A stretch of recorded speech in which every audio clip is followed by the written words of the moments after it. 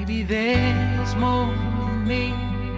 Maybe there's more that lies beneath. Maybe even my dreams have been diseased. Maybe I can learn to love without fear of being judged, without fear of all the world rejecting me. Yeah, I'm taking this round. No, my words will not fall down. I can see my future breaking through these clouds. Hey, I'll find it out. Who am I?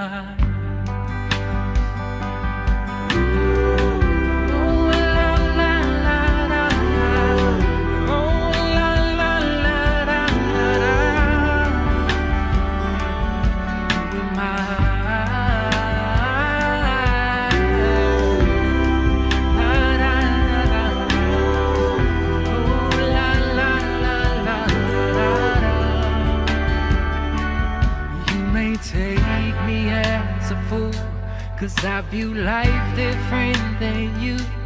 But hold your tongue, don't let it run off with illusions in my path.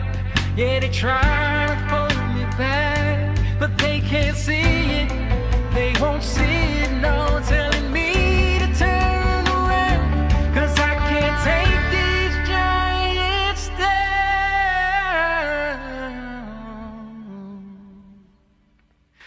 But who am I? Oh, la, la, la, la, la. Oh, la, la, la, la, la, la. Yeah, who am I? Oh, la, la, la, la. Oh, la, la, la, la, la, la. When you see me walking, there'll be no talking now. You will know just who I am. When you see me walking, there'll be no talking now. You will know just who I am.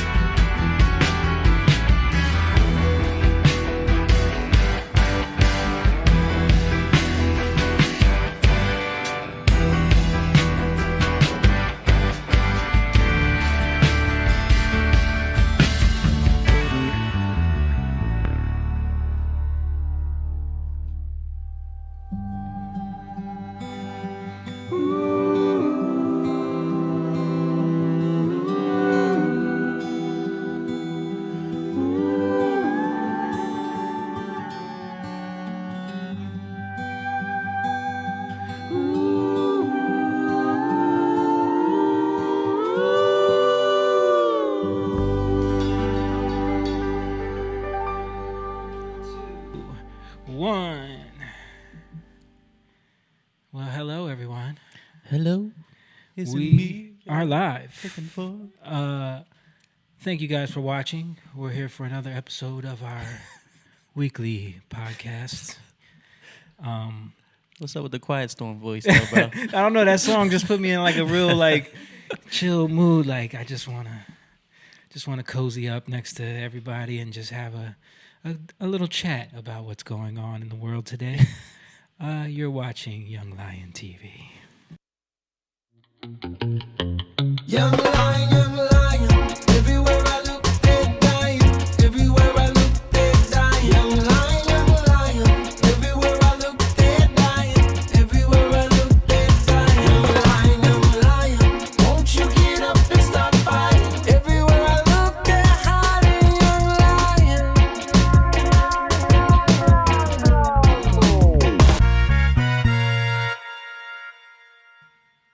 from that song to that song is like night and day. It's like one song is like super chill, and that one was aggressive as heck. What's up, everybody? We are live. We're here at True Sound Studio at our spot, and we're going to do another podcast this evening. It's going to be a quick one, a short one. It's just a small crew here today because Jake is out, not feeling so well, having stomach issues. I see the captions. You see it now? It's catching. It's catching what I'm saying. Ain't that crazy? Yo, that's crazy. they're going to control us like this, man. If we say any words that they don't approve of, we're going to cut us off. Yeah, but Jake is not feeling well. And don't worry, it's not the Rona. He's just got some stomach problems. Boy was on that toilet. Got the BGs. Got some bubble guts. So it's just going to be me and my brother Moan is here. What up? And then sitting in, it. doing I should get triple closer. duty. No, go back to that shot now. Look, Moan, you're going to get the quickest. I gotta get closer. You're gonna get the quickest cutaways today because Rachel does not want herself on camera at all. So as soon as you get done saying a word, she's gonna go back to my shot. But Rachel is doing producing and she's sitting in Jake's seat. Well, Mona or Jake's seat. Multitasking and giving some commentary. So what's up, guys? What's up? How y'all What's feeling? up? How was y'all week? Since I haven't seen y'all since what? Last week? Was it last Tuesday? week? Wednesday. Wednesday. We were in the studio. Studio times. Oh Yeah. yeah. It was cool. What y'all been doing? Staying in the house. Staying in the house. Yo, so Nita bought a sewing machine. I've been on the sewing machine trying to get better. Yeah. What are you sewing? Just like little mask things that I can put on my face real fast. You sewing your own masks. Yo, I'm only doing like- Moon, man. Only Moon Listen, would I'm be not like, paying I'm nobody. not buying ain't it. nobody gonna get my money for no mask. I'm I cutting can up old shorts and turning them into a scarf mask where I can just pull it up real fast. Yeah. When I go into the store or whatever. Yo, that is hilarious. I have so many masks now. You gave me the masks. Yeah. Didn't you have masks? I don't like wearing those though. The N95s? Yeah. That's supposed to be the real deal. Yeah. Yeah. But so you're just making them now out of whatever materials you can find. Yeah. It's actually kind of fun. My mom came over on Sunday and she showed me her mask that she made out of a bra. And Mom was like, "Look, it looks good, doesn't it?" I was like, "Mom, it looks like a bra on your face." You can take a picture of it. No, I didn't. I wish I did. I would love to see that. But I want to give a shout out to everybody who is checked in watching right now. I see Tiffany. Tiffany said, "Hey guys, love you What up, guys." Tiff? Gretchen, Wayne, Dizzy is watching. Stephanie Mitchell. Make sure you guys share and like the video. And this caption thing is crazy. I got Mike Jack on here. What up, Mike? What's up, Mike?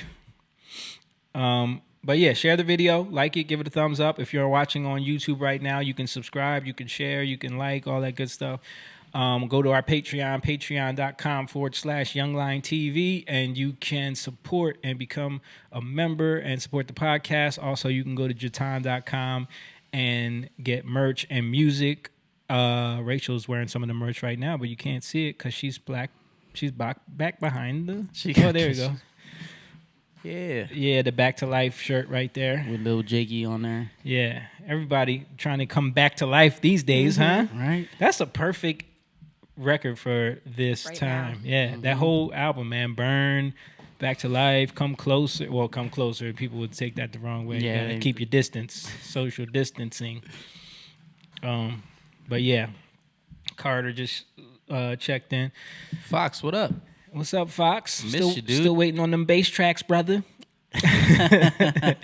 Yeah, but it's been cool for me. Not cool, you know what I mean? Not cool, but it's been fine for me. Like I just been kind of keeping my distance from people, but coming to the studio, still like 1-2 people at a time. Yeah. I was in here with C last night. I was in there with Copes pretty much all last week. Yeah. How's C doing? He's doing fine, walking around looking like a white ninja. The brother is wearing all white, and now he's got the white face mask to go with it. Oh, You're so gonna he have does to keep look. that. You can't let that go after all is said and Right. done. That's his new thing now. So think about it. he's walking around. I saw this dude. I was driving through Voorhees Town Center. I forget where I was going, but I was driving through there and I saw some dude walking up the street looking like a white ninja. He had a white wave cap on, right? The white mask, but it then was a hoodie, but the hood was pulled up, right, over the wave cap, Yeah. and then the mask, and then he had his white Buddha pants on with the white socks and then white shoes. So I was white like, ninja. so I called him and I was like, yo, did I just see you walk into your building? He was like, yeah, that was me. I was like, I knew it was you. I was like, who's this white ninja walking into this building? He started cracking up. Yo, you crazy. Yo, you crazy Sam.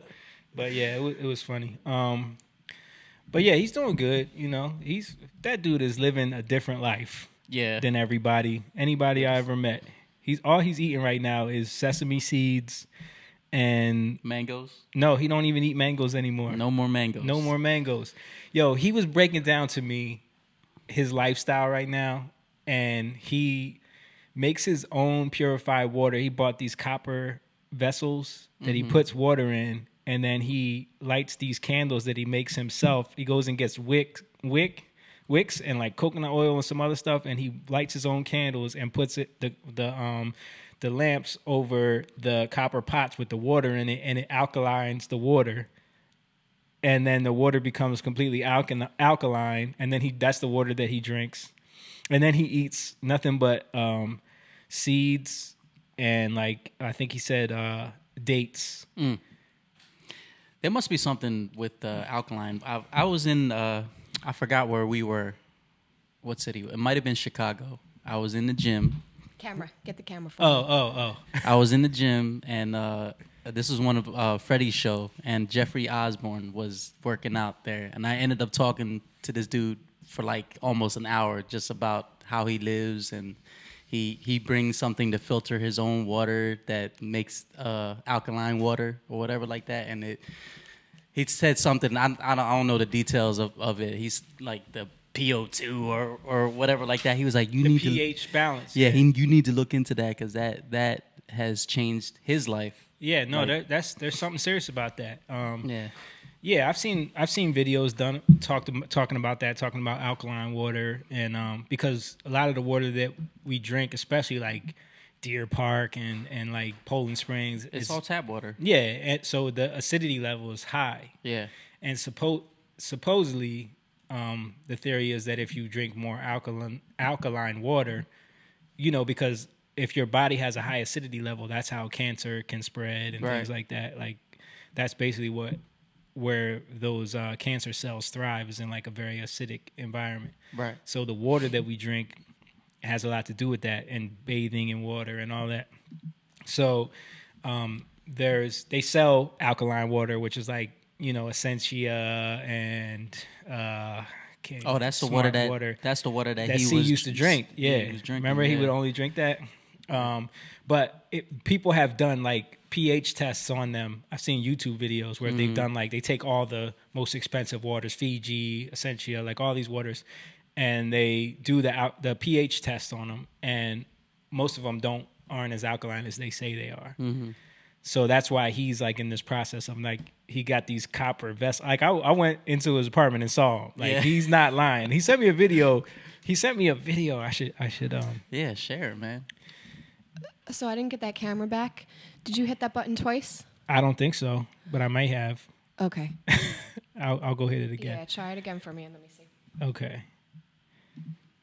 Let me send this to Rachel so she can. I'll pull that up while you're doing that. He's on another level. Yo, he's on another level, bro.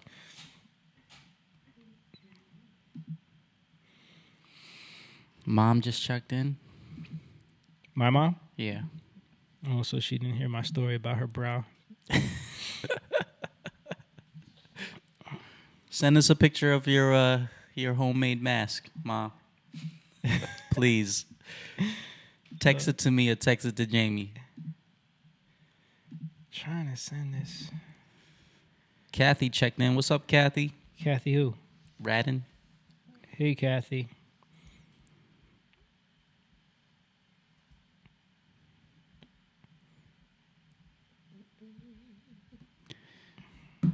Yeah, so yeah, everybody's been talking about alkaline water. Yeah. It's a lot of work. So C actually makes this. He's the real. He puts in the work. He puts in the work and makes it himself. Like, and he's to the point now where he's making his own soap, his own toothpaste, his own deodorant.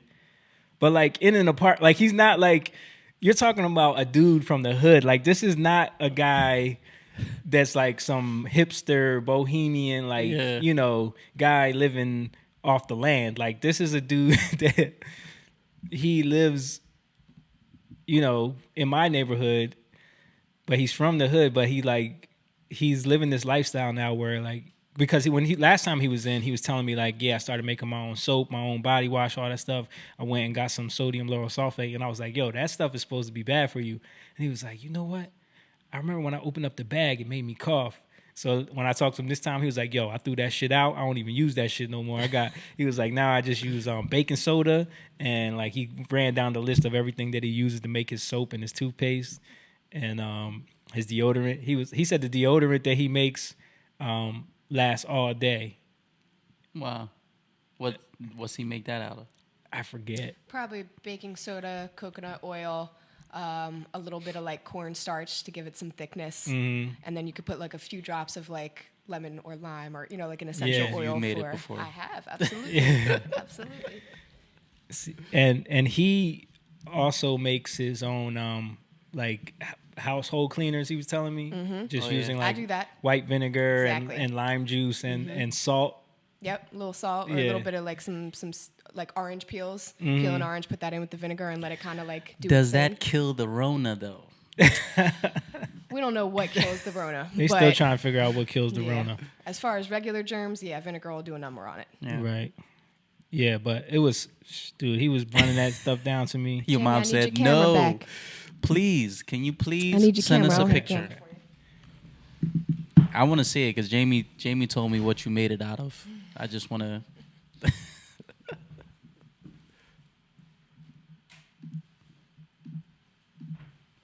It's back. There we go. It's back. All right, so 2 times for me. 1, 2, and then it comes back. You have to hit it twice? Hit it twice, yep.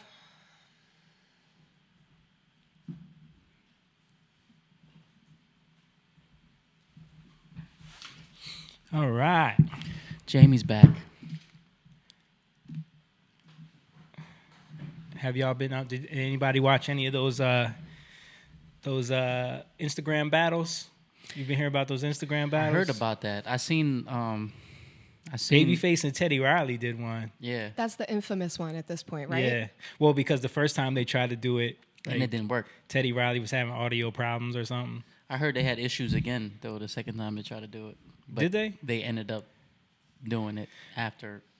No, I don't think so. No. I think it was good the second time. I think what happened was there was like 4 million people watching. Yeah. So I think Instagram got a little bogged down.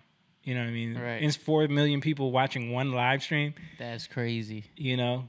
That's crazy. So I thought about it though, like Babyface versus Teddy Riley.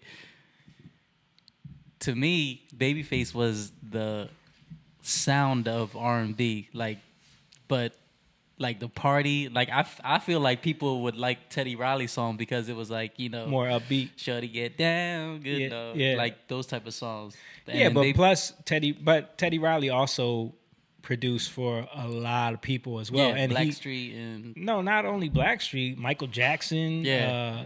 oh yeah, he did. He did all Keith Sweat stuff. A guy. Did he do Remember the Time? Yeah, remember the time Yeah, he that did was- Jam. He did Dangerous. He did so many records. He did a lot of Michael records. Yeah, but what I'm saying is that his songs are like more upbeat and people like that type of stuff. And That's true. Babyface was more like the smooth R&B, Love music, love yeah. music type of. Yeah. He So wrote- how do you know? how do you compare the two? Yeah, I think it all becomes a matter of taste. Like a lot of people that were weighing in Exactly. on it were like, "Oh, most people are saying the Babyface smashed him, though." yeah. Like most people are saying Babyface totally smash Teddy Riley. I would pick Babyface. Right, because that's more your thing. But I think a lot of people from like New York and in like that, because that whole uptown swing that he created was, that was their thing. That was their vibe. Yeah. But he did have some Make It Last Forever, like Keep Sweat. Yeah, that's a good one. Yeah. All those Again, that's a, Make It Last Forever. That's a slow jam though. That's what I'm saying. Yeah. But that's Teddy Riley though. Yeah, I know, but it's like I can't see them two battling. Like they should have paired him up with apples and oranges to Moon. It's apples. Oranges. They should have paired him with somebody different. Yeah, to me. Yeah, does anybody know like how they're coming up with the people that are battling in these things? Who else battled? A lot of people. They had. Nita did tell me Neo battled T-Pain and Lil Jon. Swiss Beats and Timbaland. Yes, that's a good one. You think about two people that like shaped the late 90s, you know what I mean? Scott Storch and Manny Fresh. Scott Storch and Manny Fresh was like a bad pairing to me as well. Because when you think about Manny Fresh, tell me a Manny Fresh song. If you can name one, it's gonna be either Juvenile, back that thing. Yeah, back that he did like girl, Go you DJ, look I think good. was the one I knew. That was Lil Wayne, right? Yeah. That was a cool one. Go, yeah. the beat. Yeah. Go DJ. But when you talk about Scott Storch, you're talking about everything. Yeah. You're talking about like he was pulling out Chris Brown, Rihanna, Beyonce, Jay-Z, you know what I mean? Lean Back, he did, you know what I mean? Like Scott Storch had some records. So it was like every time Scott Storch would pull something out, that Manny Fresh would come with like, bling bling. Every time I come around, it was like, nah, that was a cool record, but it wasn't like I felt like that wasn't a fair fight. Yeah. But Babyface definitely had some classics. How did they do it though? Like I didn't watch it. I only seen like I didn't watch little, it either. They would just play a song and then I didn't. So that one specifically, they were just both on live, and they'll go back and forth. So one will drop a song, the next one drops a song, one drops a song, the next one drops a song, and they just do that live for an hour and a half or however long they're on. Right, it's supposed to be like a back and forth. So one of them goes first, they play one of their hits, then the other one plays a hit, and then that's round one. You know what I mean? Yeah. And then they play another hit, and then play another hit, and then that's round two. So sometimes it comes down to where did you place your song, and what did you put it up against? You know what I mean? Yeah. Because some people were complaining that like Babyface will play like "I'll Make Love to You," and then Teddy Riley will play like some obscure Blackstreet song that he likes. Yeah. But it wasn't a big hit. You know what I mean? So it was like it wasn't a fair matchup. Yeah. So how do they determine who wins? I don't think there is a true winner. It's like the culture is determining. Like everybody is on live saying, "Oh, Scott took that," and then the next day after it all goes down, the radio stations will pop up and commentate and use those lives for an hour of their. They'll go through and they'll say, every battle and every round they'll talk about, oh, okay, this round he won. Okay, now this round, oh no, I bang with that song more. So now all the radio and all of the DJs get extra play from all of the lives. Right. So it's just more content. Yeah. And it's for a way everyone. It's a way to engage people. It's a cool idea. Yeah. Definitely. It's a way to like engage with your audience and new audiences during the quarantine, you know what I mean? And a lot of these dudes there was the one meme of the first time they did it, I guess Teddy Riley tried to go too big with the production, and that's why it didn't work. Because it's supposed to be like you just sitting in front of a laptop, play your hit. Like a backdrop and an alcove. He had like a stage, I think, and like dancers and shit, and like what? Yeah, like see if you can find a clip. Because there was a bunch of memes from one of his dudes that was background dancing, like it became a meme, because he was just like up there just getting it, and he was just like so hype. And he looked like the stereotypical like Teddy Riley groupie. Your mom said Jamie has the blab. Jamie has the blab. What are you talking about? Her face mask. About your bra face mask? It was a funny moment, Mom. I'm gonna bring it up because you were like trying to show me like you were so proud of your bra face mask. Please, I'm gonna text John and tell him to send me a picture of it. Yes, see if you can find a a video of Teddy Riley's background dancer from the live stream. Yeah. But it's a cool idea. Yeah, Babyface. I love 90s R&B. I mean, but Babyface was pulling out Tevin Campbell. I loved his songs, man. Yeah. Can we talk? I'm ready. I'm ready. Yeah. He was pulling out Boyz II Men. He was pulling out Tony Braxton. Tony Braxton's first album was so great because of... Yeah, I mean, it was all him. Yeah. When we talked about on this podcast, As Yet's album. As Yet, yeah. Yeah, As Yet. Slept on group.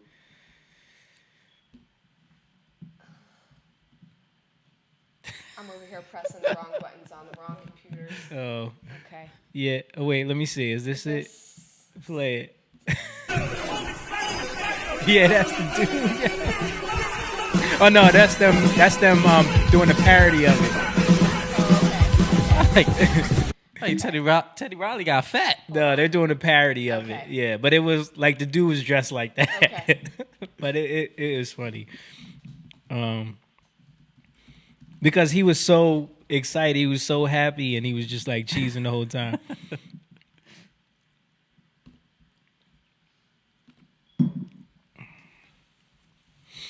So, anything since last week? Have you been working on anything? Oh, you've been sewing. You're getting your sewing game up. Getting my sewing. My lines are terrible. Yeah, it's like you have to concentrate and you have to guide it. Bro, I wouldn't even know where to begin. I have no desire or want to learn how to sew. It's kind of fun. Yeah, it's relaxing. Like, you know. I don't know why. How long does it take to make a mask, though? Doesn't take long. That's what I'm saying. Like, but you know, you have to. I'm cutting my shorts. I'm not buying fabric. Right. You're cutting old shorts. I'm cutting old shorts and turning them into scarves or whatever. Yeah. But it's fun. Have you guys been seeing? You watched the Michael Jordan documentary thing? I didn't. Yeah. Did you see it? No. But everyone is like making comments about. Like, I see a lot of memes about how dudes are ignoring their girls again. You know what I mean? Like, because they haven't. Think about how starved people are for sports right now. Mm-hmm. Right. So now they've been locked in quarantine. A lot of them. So this documentary is like. They're telling the girls don't talk to me for the next 2 hours, especially because it's like having Jordan. a game on. Yeah. So it was about his. You didn't say it. Was about his life, or I didn't watch it. It's actually a documentary about the Bulls' last championship season, I think, and it chronicles that whole thing. But there is a lot of backstory with Michael Jordan and all of that, and of course he's a big part of that story. So people are so hyped about it, rocking their Jordans today. You know what I mean? Yeah. I used to love Michael Jordan. Hey, Warrenita. Hey, Kathleen. Oh, we already said hi to you. Kathleen? Kathy's on here. Oh. Kathleen, somebody different. Kathleen. Oh, okay. Hi, Kathleen. Junior's on there. Ariana said... Hey, sing, Jamie. What? Just slide it back, to the intro. I just love it. Like, hey, sing. Why aren't you singing? We should sing on here sometimes, man. We should pull out some instruments. We could plug them into the board.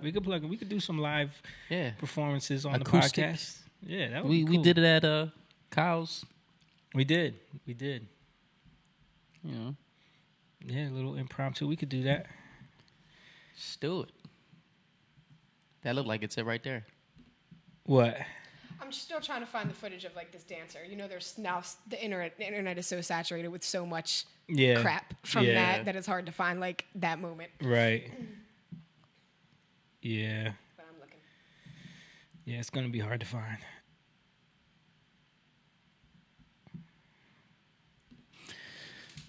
So the NFL draft. What about it? I wonder how it's gonna be. They're doing it remotely, right? Bro, like the draft. Remember when it was in Philly? Draft makes some money. Like people. Yeah, you know, it's a whole nother thing. Yeah. Well, think about it. Like football, the NFL really never stops making money because there's things constantly happening all year long. Mm-hmm. But now, what are they doing? Like, and what's going to happen with the season? Right. I don't know.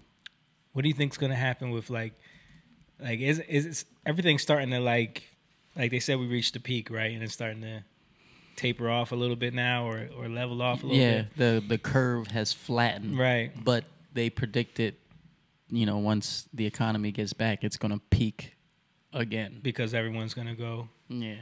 But then I saw something today where they did a study and they came out saying that they believe that the number of people that have been exposed to or already have had the virus is way higher than they thought. Mm-hmm.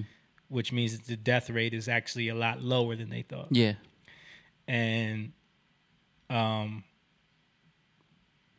so the numbers are all messed up now. Numbers are not going to be accurate. I truly believe, like, because usually I only get sick maybe once a year. Right. And in December, I remember getting sick. Mm-hmm. And I was sick for probably a whole month. Dude, we all were. Yeah, the whole band was sick. Yeah, Jake had pneumonia. Yeah. And had to go to the hospital because he could barely breathe. So my whole family. And we were traveling a lot. Yeah. During that time. So I believe that we already had it. I do. Yeah, me too. Like Freddie got really sick. Had to do those 2 shows, extremely sick. Remember I had to make an announcement on stage because he was so sick? Yeah. Yep. That was Chicago. In Chicago. Yeah. My sister-in-law was sick and I think she had pneumonia or something like that, and they didn't know what she had. Right. That caused the pneumonia. So this was around. Yeah, I think we're gonna find out that it spread through a lot more people before we knew what it was. Right. And dude, now did you see they were talking about how they found out that the U.S. was funding one of the labs in Wuhan. Damn. Yeah, they actually gave them money to do research on corona-type viruses in bats. What? What? Yeah. I didn't hear this. See if you can find that, Rach. See if you can find something on that. I know Ted Cruz was talking about it. Talking about how, the U.S. gave $70,000 to some lab in China to do research on coronaviruses. I'm gonna do that. Punch that camera for me. Okay, please. Gotcha. I did not hear that, sir. That is crazy. Now, should they be blaming China then? That's the weird thing, man. It's you don't know. Yeah. You don't know who there's no way to really get to the bottom of this. You know what I mean? It's so many side deals and so many side deals, and then Bill Gates having the shocking U.S. gave $3.7 million to China's Wuhan lab that conducted coronavirus tests. Way more than 70,000, bro. Bro, that's crazy. $3.7 million to the Wuhan lab that conducted experiments. And then a lot of people don't know that this lab is located right next to that food market where they claim it came from. The wet markets. Yeah. That's crazy. According to documents obtained by British media outlet Daily Mail, scientists there experimented on bats as part of a project funded by the U.S. National Institutes of Health, which continues to license the Wuhan laboratory to receive American money for experiments. Yeah. I mean, that's like when you start looking into this thing, it's like, what is really going on? Right. You know what I mean? Then you watch how they create this environment here where it's like, even if the virus is completely wiped out tomorrow, you're gonna see people walking around with masks for years. Yeah. You know what I'm saying? It changed things, man. You're gonna see people scared to be around each other, people afraid to go, you know, to out to eat anymore. Like, it's gonna change things. Yeah. What's so funny? Okay. Is that I the found real everything. video? I think it's so blurry, and it's from Twitter. Like, why is this the only freaking footage of this I can find? Because Like, it was so bad. Like, they yeah, that's pulled why it. the stream. No, that's why the stream. Like this is it right here. Because someone zoomed in on the. Think about it. It's Instagram Live. Yeah, that's the dude right here.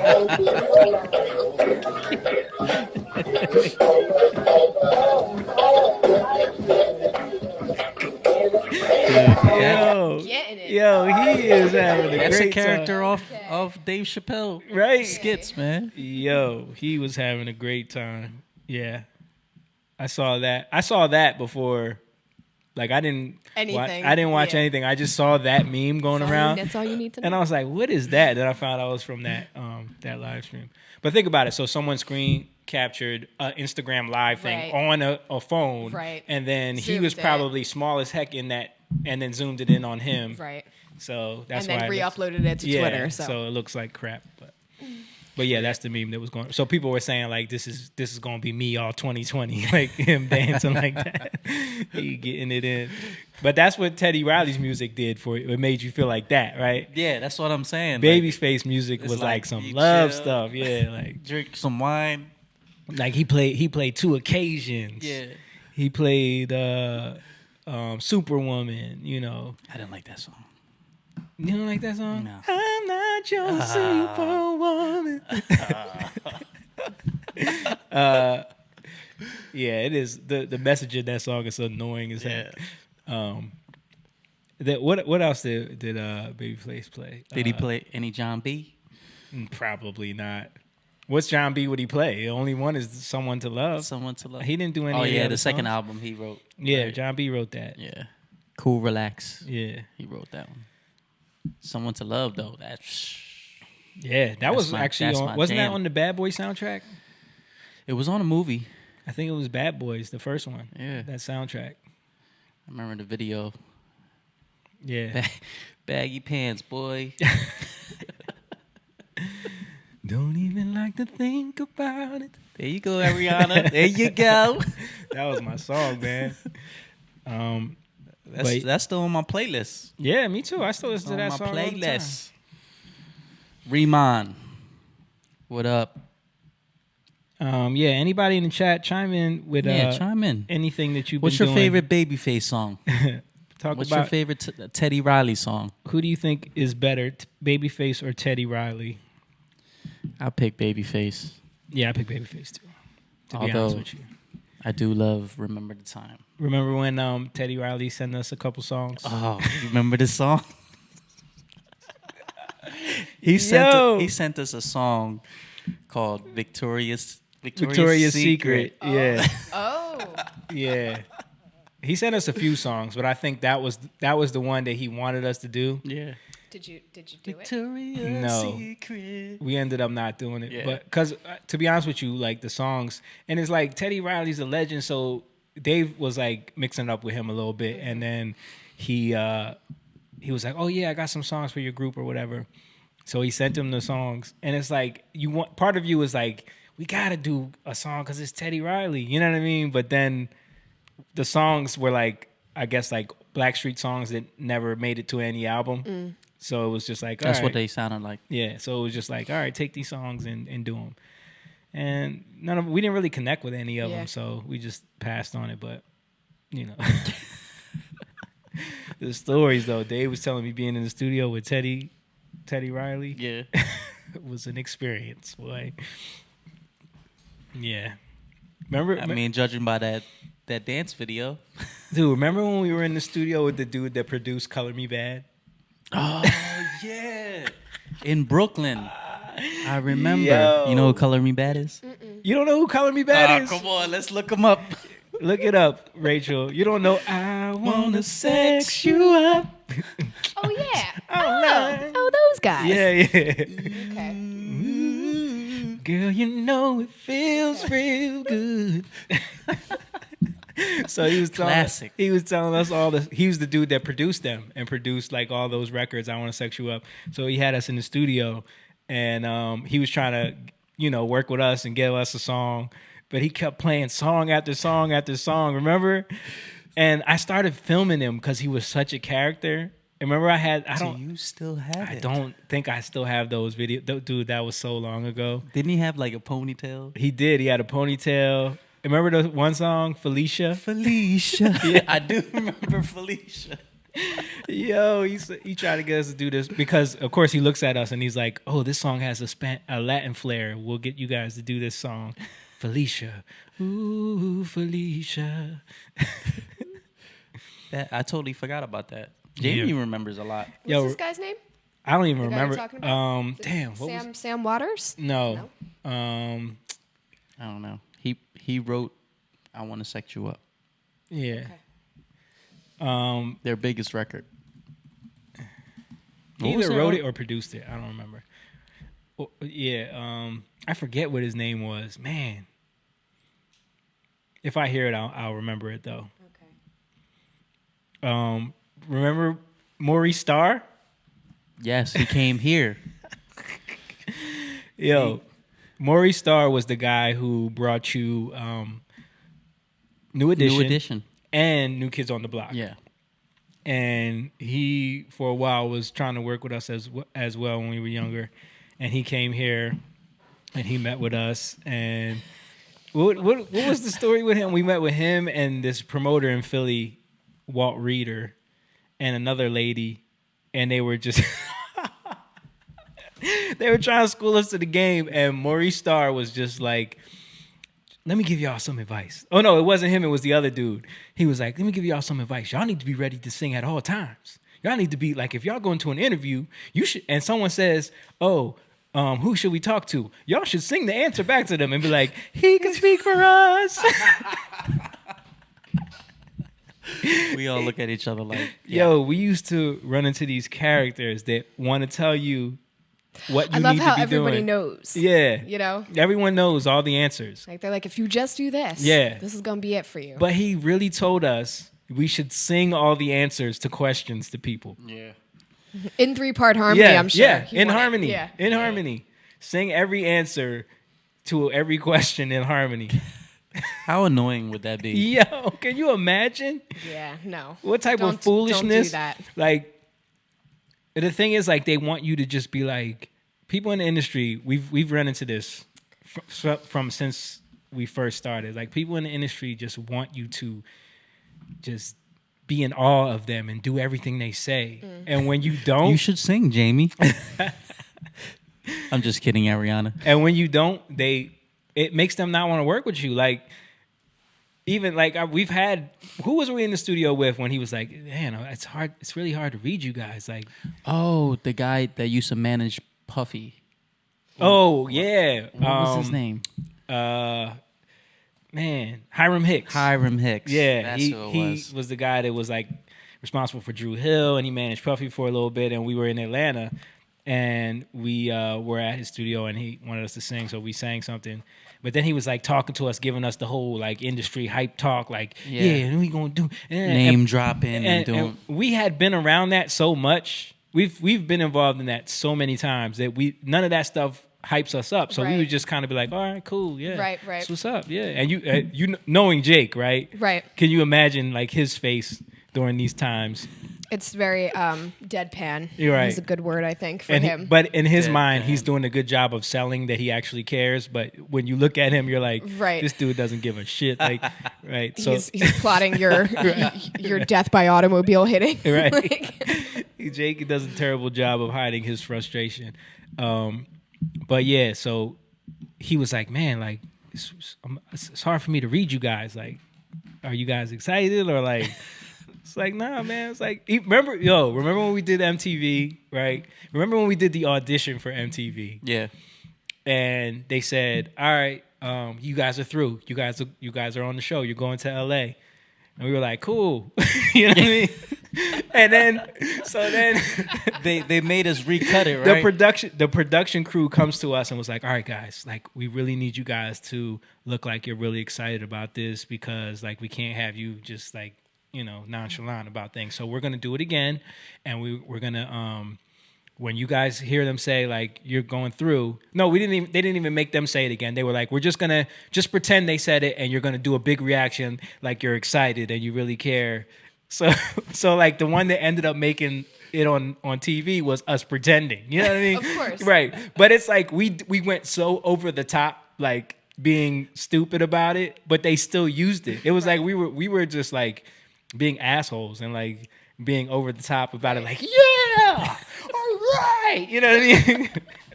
and they're like perfect. Exactly. That's exactly what we That's, wanted. like, and that's what guys. TV is. They're like, that's exactly it. And it's like to us, all of that stuff, the whole time being on that show was like a whole bunch of nonsense that you always had to just put up with. And we would constantly run into that. There was, when else would they? Oh, they would get all the reaction shots before, like when they would get us all in the room together and they were like, all right, today you guys are going to meet your celebrity coach for the week or whatever, who you would literally be around for 5 minutes. You know what I mean? Right. But it's the episode makes it seem like they're coaching you through the whole week. You know what I mean? But it's really like you see them for 5 minutes.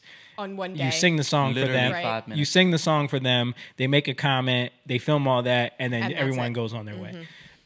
But they would get the reaction shots up before they would bring the person in. They would get the reaction shots of us being excited about the person. You know what I mean? Because they didn't want to take the chance of us actually being like, you know what I'm saying? Oh, what's up? So when you watch the show, it makes it seem like we were so excited to be coached by Omarion from B2K. Right. You know what I mean? And I remember, like, I want to one day put up the clip of Jake's face when Omarion is coaching us good on idea. MT. But I don't know if we're allowed to. You know what I'm saying? Right. I don't know if we're allowed to. We might be able to. That show is so old. They'll just flag us. Yeah. You know. But it was just so, being in the room at the time and knowing Jake and knowing what Omarion was doing. That'd be so funny, yo. Yo, it just, I wanted to laugh so bad. Didn't you watch that? I did. Yeah. I did. wanted to laugh Yeah. so bad, like in the moment, but I had to like hold it in. You have those clips? I gave her- I don't have those clips. They're on the drive that I gave her with all the stuff for social media. You can plug that into your computer and sort and take what you will. Yeah, take them. I gotta do it. Yeah. I only have them so, we could start going through and trying to It'd mix in the probably be funny to throwbacks. show my kids. They're older now that they didn't know I did that. Yeah, that would be funny to show them. Noe would probably geek out. Yeah, Yeah. he would. To see those episodes. Turn the lights off in this place. And she shines just like a star. Dance moves. Yeah. So good. And then remember on Leaving when you put your hat on Michelle Williams' head? I did. I forgot. Jamie remembers everything. Jake went in to sing to the girl in the audience. Oh yeah. Yeah. And He was like, yo, he did do a boop on her nose. and there were like 10 girls that were like, Yeah. Yo, those girls at the show were insane. yeah. Yeah, they Like, were. Yo, they were shout out. Like they would be throwing phone numbers on stage.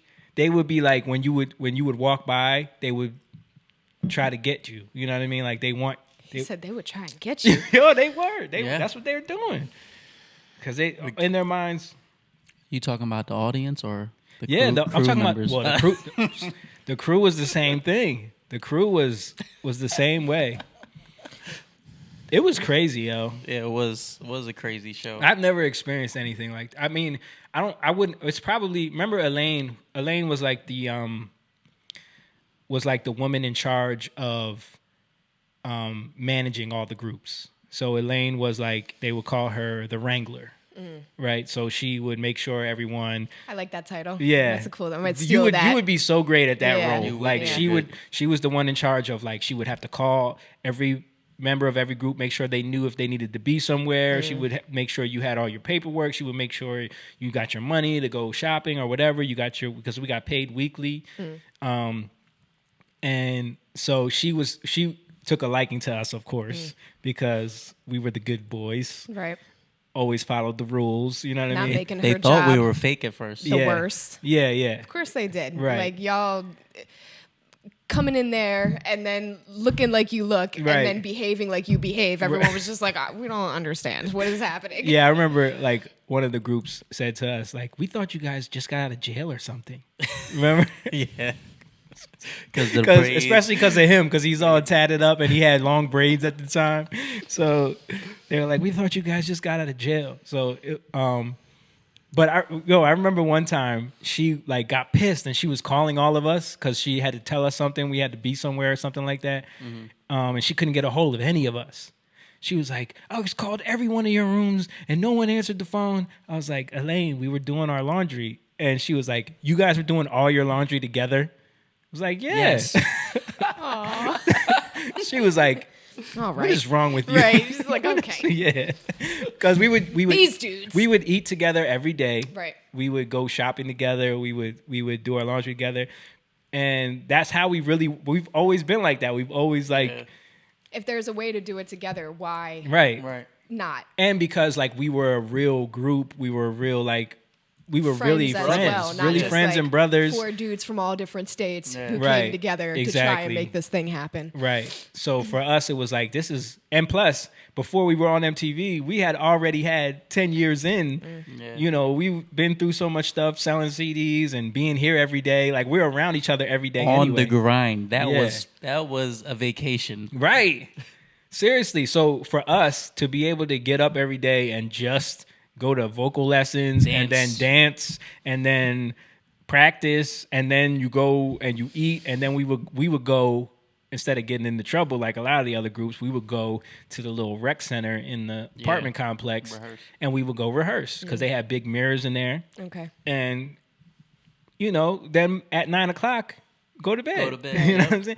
Like, so they thought that we were just doing that for the show.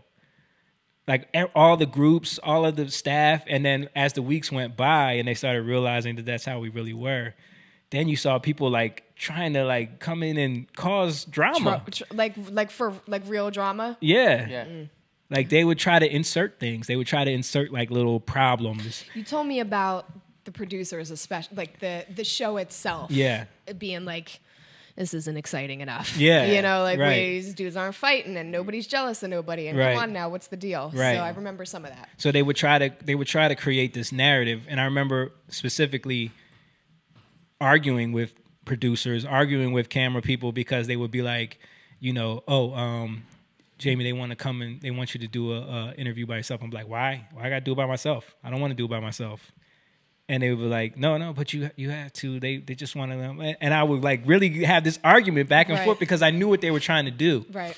It was this whole like, we can set it up so that Jamie is this certain, you know. Right. And then Spokes right, guy right, or perspective or whatever. right. And then sure enough, when I went and talked to them, it was, so what we're gonna do is, like, you in the first episode you kind of took the lead as the lead singer, and now for the second episode we want you to say on camera that you're gonna let Simone take the lead and have a shot at it. And I was like, I'm not saying that. I'm not doing that. No. Yeah, I was like, that is not what happened at all. No Drama. TV Yeah, lies. right. Yeah. Like I am not doing that. But the other groups would feed into that. Other groups would give them that drama, and they need to like have a narrative for the show. You know how these shows work. It's all just Smoke and drama. mirror. Remember, didn't one of the groups some of these groups will really be fighting. Yeah. Like really be ready I to believe it. They would be ready to quit, ready That's how to go it is home. in real life. Yeah. You know what I'm saying? Mostly. You're Right. talking about when I was trying to like mediate. Mediate in between because I was friends with both of them. Yeah. And then they took me aside. Right.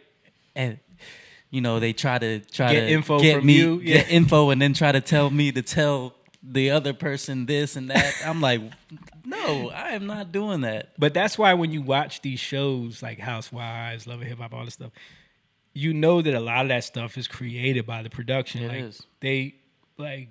They want the drama to happen, so they have to go. The people that are on camera, you don't think when they're seeing somebody do something that they know is going to get someone else mad, they don't tell them? Yeah. You know what I mean? Yeah. Because they want to create that problem. How they always right there when the drama go down. Exactly. You know what I'm saying? Like Exactly. they Right. always got And that it- perfect camera Yeah, angle for and when everyone's she got takes the her wig off. everyone's and got the freaks out. perfect makeup Right. and they're mic'd up perfectly. You can hear all their audio. Yeah, it's crazy. That glass breaks perfectly. People love that the drama though. That's why they watch Go it. punch that camera for me Okay. again, please. Man, you gotta hit that camera. I hot. do. Every 20 minutes, man. 20 minutes. Gotta be on it. Yeah, but maybe that's why I don't know. What? I don't really like reality TV because we were kind of somewhat in reality. We were on And one of those shows. I see how fake it is. Right. You saw, like, they went out of their way to, first of all, you saw just in casting alone that they were picking people based off of certain things. They really didn't have much to do with talent. You know what I mean? Yeah, looks and drama attributes usually. Right.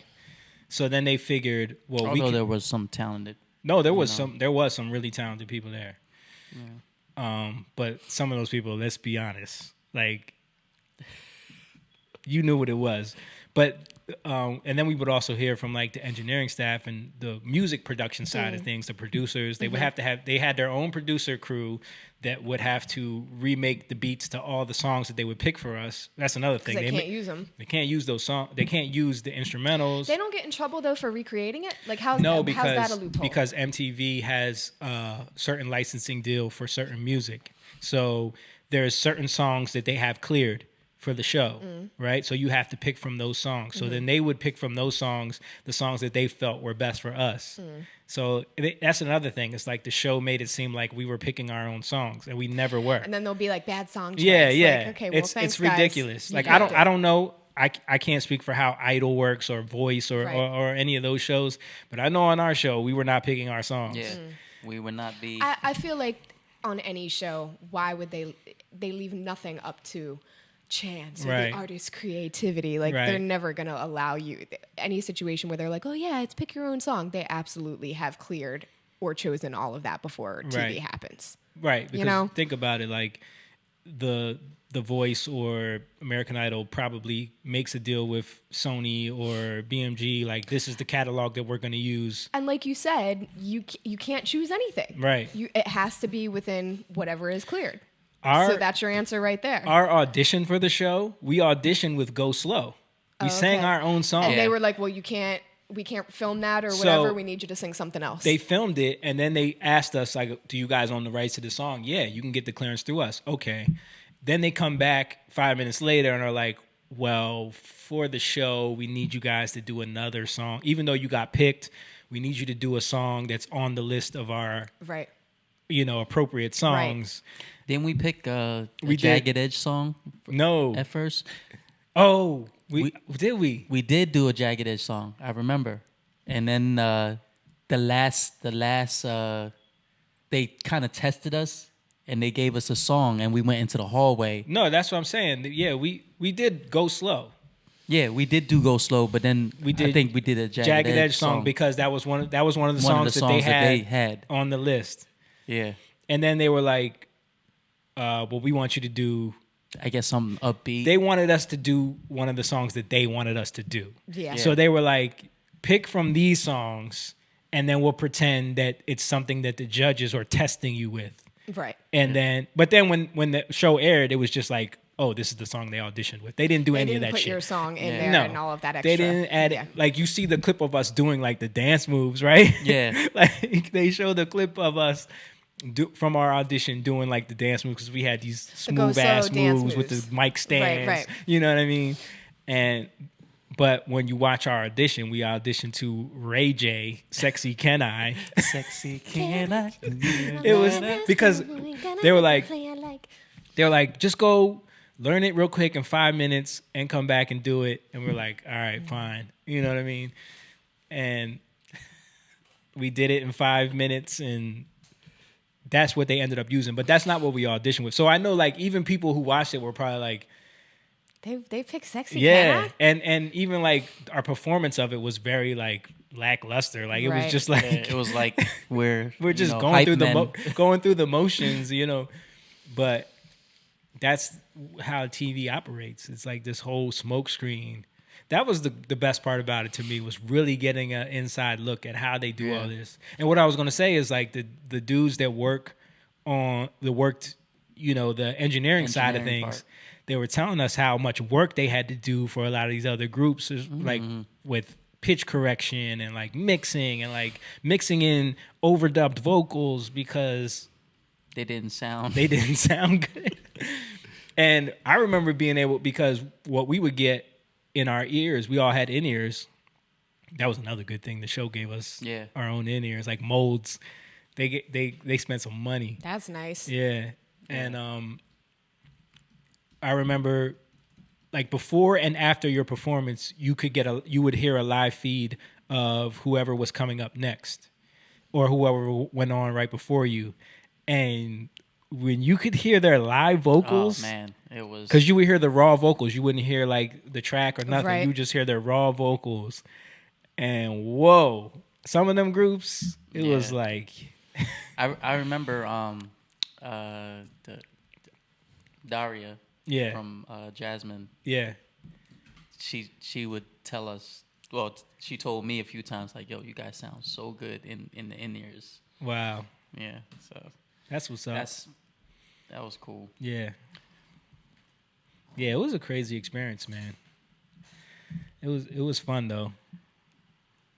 We saw Kim Kardashian.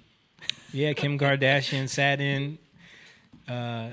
Because they were filming Dancing with the Stars. The season that she was on it, they were filming in the same building as our show filmed in. And we saw her in the hallway a few times, and then she came and sat in on one of the episodes. I remember saying how fake her butt looked. Back then? Yeah, back then. Yeah. It looked weird. I think it was already starting on its path, its journey. Her butt was on the journey. It had begun its long saga. Right. Back to its homeland. Right. Yeah. MTV, man. Years ago. Yeah. 12 years ago? 2008. Yep. Damn. Over a decade. Yeah, man. Where they went wrong with that show was they tried to make it a clone copy of America's Best Dance Crew, but just with singing. Yeah. Even Mario Lopez was the host and the judging, and it was just like they tried to copy it too much. And I remember at some point, Samantha, who was the executive assistant to the executive producer, she told me that because remember Randy Jackson's company is the one that produced Best Dance Crew. Yeah. And our show was produced by BBC.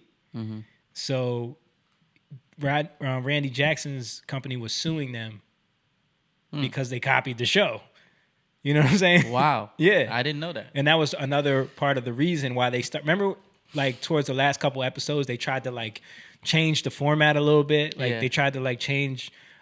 They were like, oh, we're going to try something different. Like, they really didn't change up much, but their idea was to change it because they were getting in trouble for the coaches. The whole thing was just straight up copy. Yeah. And then,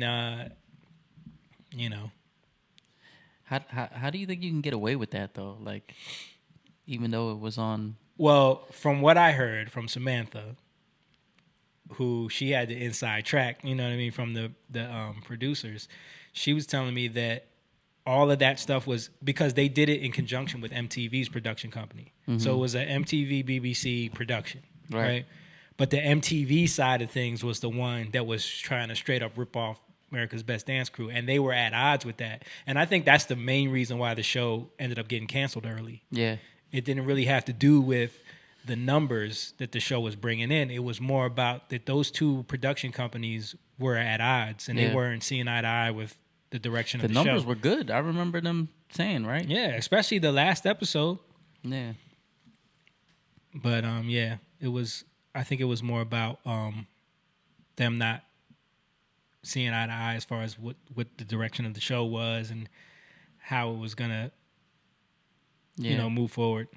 But yeah, I was kind of disappointed with it in that way. Like when I started seeing it unfold and like the way they were doing it and the type of groups they picked, I thought it was gonna be. Like it was cool. It was challenging for us. It was like something we had never done before. It was a way to test ourselves in a way. You know what I mean? Yeah. And we remember Samantha was telling me that she would always give me the like inside stories of what was going on, and she was telling me that at first, well, first of all, Mosaic wasn't even supposed to be on the show, but they had a group that. Because of legal reasons or something about like the contract, they had to drop them out at the last second. And so like, and this was, remember, because Mosaic didn't get there until like a weekend. We was already there, and no one knew who the last group was going to be, and then it ended up being them. So they had to use them at the last second. But it was us and them that the producers didn't like. It was us and Mosaic, the two finalists.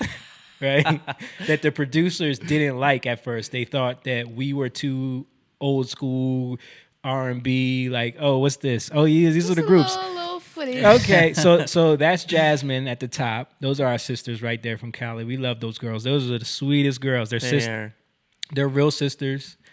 3 days. 3 days was, we didn't really know them too well. They were Mosaic was our boys. We were real close with them. And those boys, I don't know who they are. Who are those guys? Who are those jailbirds right there?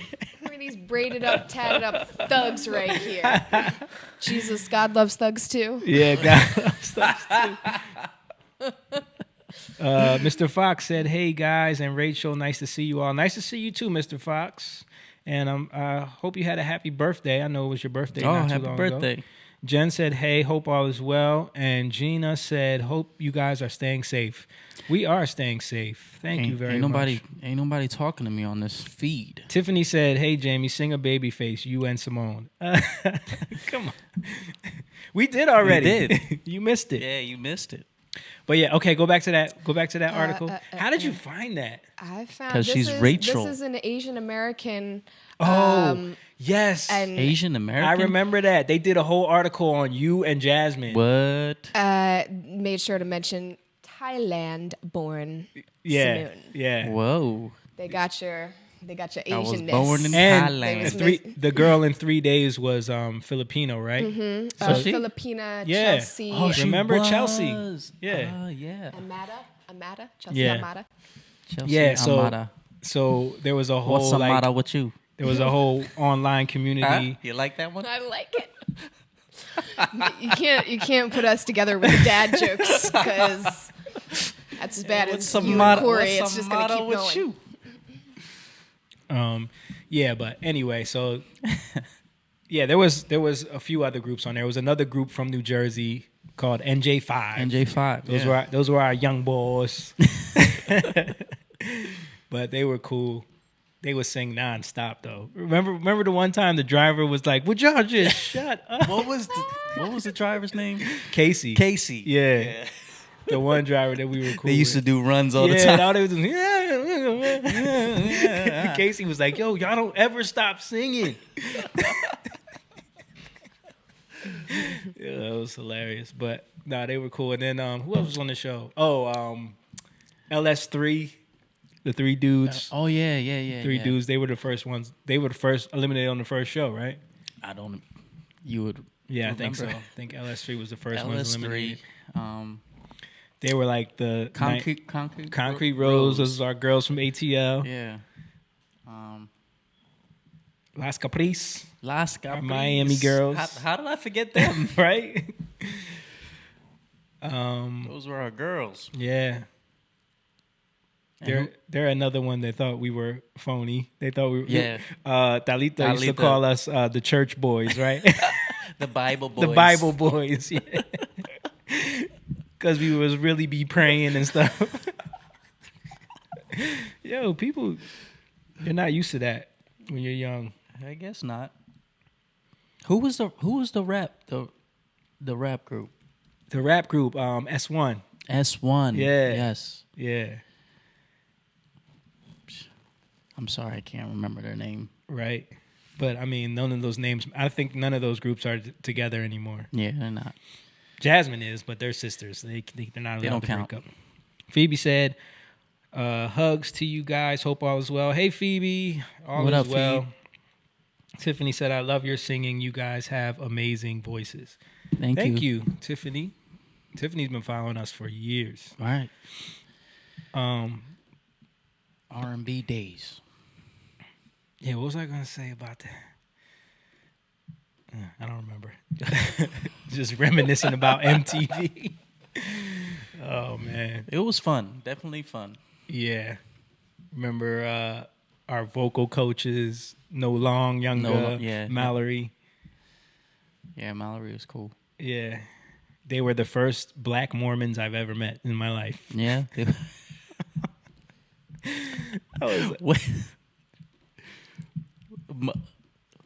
Was it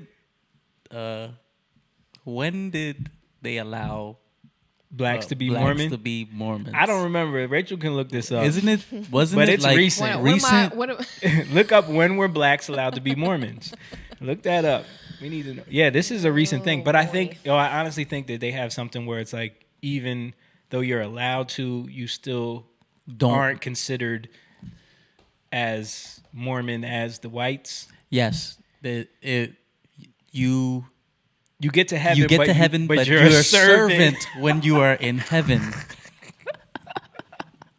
Yeah, so you can get to heaven, but you gotta serve. Yes, the whites, white Mormons who are the true. That's because I sent y'all the cartoon. Did you guys ever watch that cartoon? Oh, Alyssa said, "Sending love from San Antonio, your favorite Texas fan." Thank you, Alyssa. We love you. It's been a minute. Back. Last time we were in your parts. You didn't come see us though. Yeah, we got your tickets and everything. We got you tickets to the show, and you stood us up. But we love you though, because you took us to the best Mi Tierra, the best Mexican restaurant. We still talk about that place. Yeah, we still talk about that place, man. I want to go back there again someday. What was I gonna say? The Mormon cartoon. Oh yeah, I sent y'all. Did you ever watch that Mormon cartoon? I had to have. It's freaking crazy. I had to have. I think I did, but the black skinned people were the ones who, because in this cartoon the devil and Jesus were brothers, but the devil was black. The devil rebelled against Jesus and God, right? And then everybody who followed the devil, their skin turned black, and they cast them down to earth. So all the blacks are so that's why the blacks are the devil Mormons, and they just now are allowed to become. Yes, but because servants, they're the children of Satan, they'll never be right. They're only allowed to be servants. That's crazy. Yes. Alyssa said, "Come to me, Tierra. I love y'all. I owe y'all dinner. You do owe us dinner. You do owe us dinner. Next time we're in San Antonio. Once this, was she supposed to go to a Freddy? Yeah. Remember when we did the show in San Antonio? Yeah. That was when the dude that was a big fan of Freddy, he painted that hot ass picture of Freddy. Oh, the painting. That's right. That was a nice painting. That's right. Yeah. 1978. It looks like the black ban was lifted. 1978? Yeah. Oh, so think about that. 30 years later, we met 3 black Mormons. Like, that's how long it takes for black people. So, like, I wonder, like, what it took. Like, they have to know about that. Like, they have for them to quote it to be quote it as they find it slightly troubling. That's the quote here. They find it slightly troubling. Right, that like that ban like was in effect. Like, oh, okay, it's not in effect anymore, but yeah, we realize that there's still like some remnants of that, and it's slightly troubling. Like that's that's the quote they have to me, from the black community. Right. To me, if I was in a religion like, and I go to heaven, Right. I don't want to be a servant. Right. I would be like, all right, I'm out. Nah, that doesn't sound good to me. Not for me. Not for me. She said, my bad, y'all. Thanks for calling me out live. Listen, we want to make sure you don't do it to us again, so we got to call you out on the live stream. Yeah, but that's what I'm saying. Like, so 1978 and then in 2008. So think about it. When did their parents become Mormons? Because they had been Mormons their whole life. And they were 30. They were like in their 30s. Were they Mormons all their lives? Is that what? I think so. I don't know. But I assume so. But what I'm saying is at some point in them 30 years, they adopted it. You know what I'm saying? So it couldn't have been too far out of of knowing that you weren't allowed to be one not too long ago. You know what I'm saying? Right. So just like the weird psychology of that is like, how do you rationalize that? How do you? I wonder if there's a documentary on YouTube or something about There should be. That would be hilarious. By the way, that Out of the Shadows documentary, have you peeped how many views now it's up to? How many views? 8 million last time 9 I checked. million. Oh. Dude, yo, I watched that on the way home. Jake did too. Yeah, me On too. the way home. Jake stopped talking to me in the car. I was like, this has never happened before. You gonna stop talking to me to watch something? It's literally everything that we've been talking about, and the Gulf of Tonkin, all that. They stuff. even talked about the musicians. The musicians, we talk about all that stuff. Yeah. That's what's so hilarious about it is like, this is all stuff that we've been researching and like bringing up to people. And they look at you like you're crazy. Yeah. You know what I mean? Yeah. But when you talk about like the false flag events, the Gulf of Tonkin, when you talk about Laurel Canyon and all those people that were connected to military and CIA, and then you talk about that, and then connected to music industry and I told Jake too. I was like we watched a little bit until he got to my door, but then I was like, do yourself a favor because they're getting into the part now where they start putting footage on screen and like watch the footage, like watch what they're putting up on screen for you to read because there's some interesting stuff and you can go and look at it later. He was like, oh, okay, cool. So like, I like that they did have some references, you know, not just talking in the clouds about all this stuff. Yeah, no, it was well done. And the thing that is amazing to me about it is 9 million views in 9 days, and the fact that it's still not trending. It's still if you search it right now, you can't find it. Yeah. I have to, like I was telling James about it today, and we were trying to find it. I had to go to the text message that she sent it to us and send that link to him because you can't find it. Yeah, it's totally being suppressed. Yeah, that means people are like searching for that. Dude, 50,000 comments, 275,000 thumbs up. Like. That's real engagement, you know. That's like people really tuning into something. Punch that camera for me again. Okay, gotcha. Yeah, that's crazy.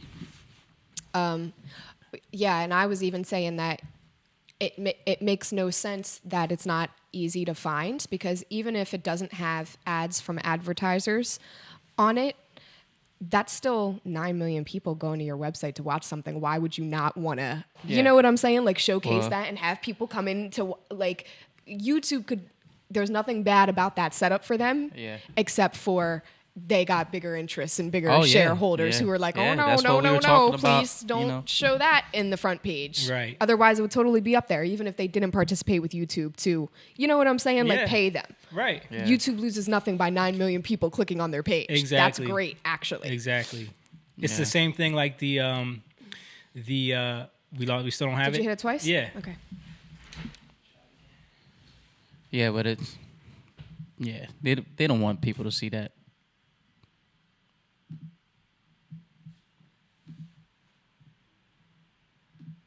Yep, good. Thank you.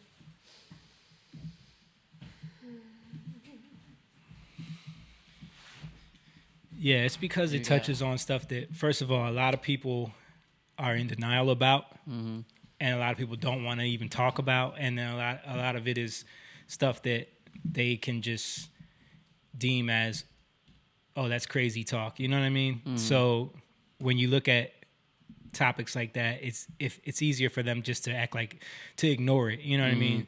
But the thing about it to me is that people are still finding it. People are sharing it.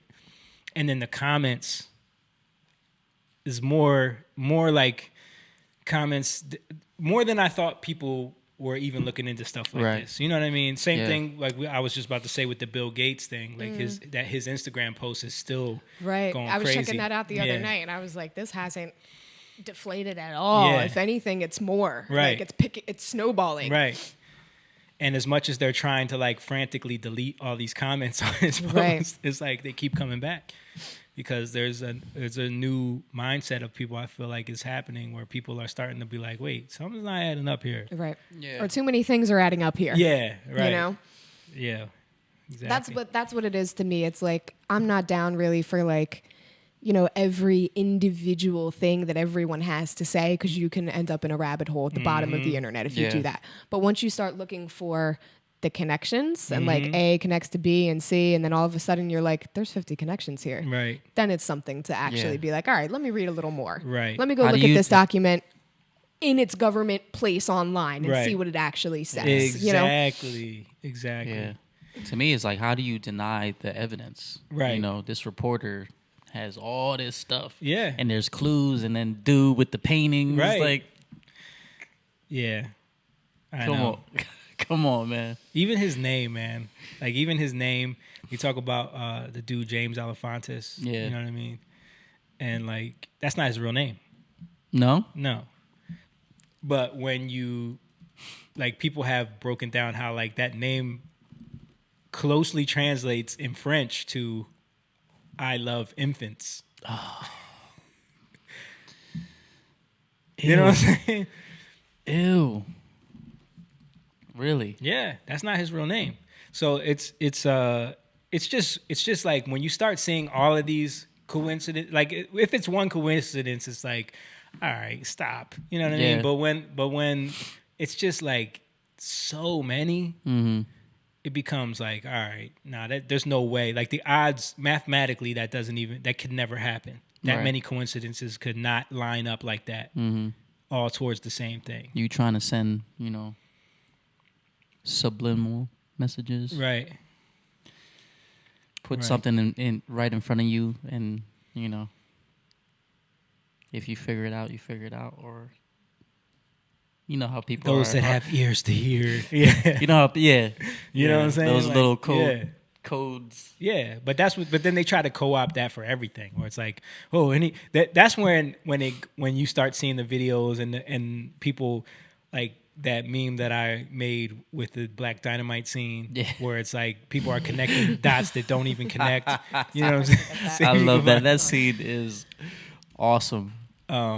Because there's a lot of channels, especially the ones that break down every music video and the ones that all the Illuminati videos, and like they're saying like, you know, and when she does this dance move and her hand makes this symbol, to me, that's like when people always talk about racism in non-racist situations, you're like, you're taking it down a peg and making the real problem you're clouding it. Like, don't do that. There is still real racism. There is still crap going on in the music industry.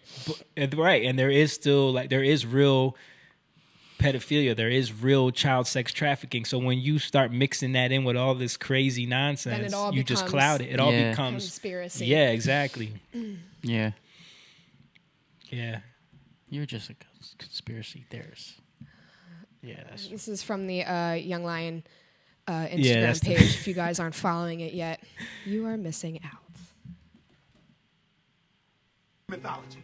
Come on. It involves Asclepius' own father. Apollo. Yeah, thanks, lady. That's right. Apollo slew the serpent at Delphi, which was a big-ass snake. That's right. And what, brothers, is the biggest snake in the world? The South American anaconda. What she said? Anaconda malt liquor. And what is the slogan for Anaconda malt liquor? Anaconda malt liquor gives you woo! Gives you what? Woo! And who else is famous for? Woo! Little Richard. Who? Little Richard. So, what they really saying is Anaconda malt liquor gives you. What is another word for Richard?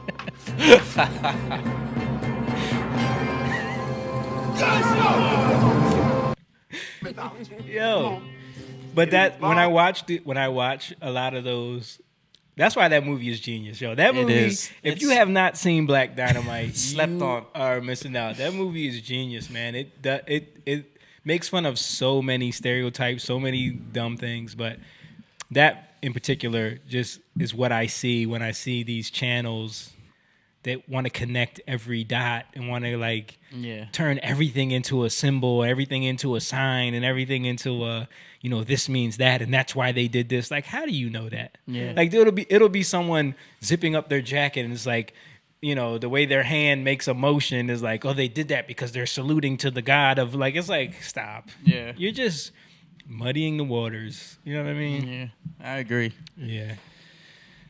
Baruch. What up, dude?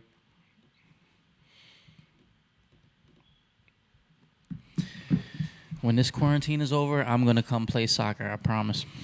Are you? I am. Dude, I can't wait till this weather gets nice. Yeah. It's like all over the place, cold and hot. Yeah. Raining. Yeah. Crazy ass thunderstorms, winds all crazy. Yep. How has delivering been? It was cool. It's been busy as shit though. Yeah. Yeah. People sitting at home ordering stuff. Ordering stuff. I have my reselling business online. Everybody's trying to lowball me on everything. Really? Like they trying to like, you know what I'm saying? Like if I got something listed for like $20 and that's like a deal because I want it out of the house, they're like hitting me with $5. Like, this is not free Corona. Like, go to the government for your stimulus package. I'm not giving away free stuff. I think they think that people are so desperate maybe for this time. I'm like, no, right. I'm okay. You know, you're just gonna take all my stuff for.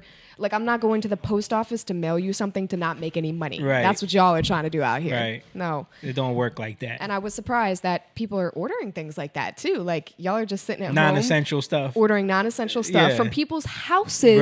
Right. Which might be better than the Amazon factory at this point. Let's be honest. We heard they spitting on stuff and sending it out. Yo, so they are. I did hear about that. They're wilding out there. Yeah. Like, and it's just on some like spiteful, you're making me work type shit. You know what I mean? going to spit on your stuff. Yeah. And hope, but it's like, do you have it? Otherwise, you're just spitting for no reason. Right. And either way, you're horrible. Yeah. You know, like, what are you doing? Like, you want to be caught like that out here on someone's ring? Right. That's what's happening. You're going to lose your job. Yeah.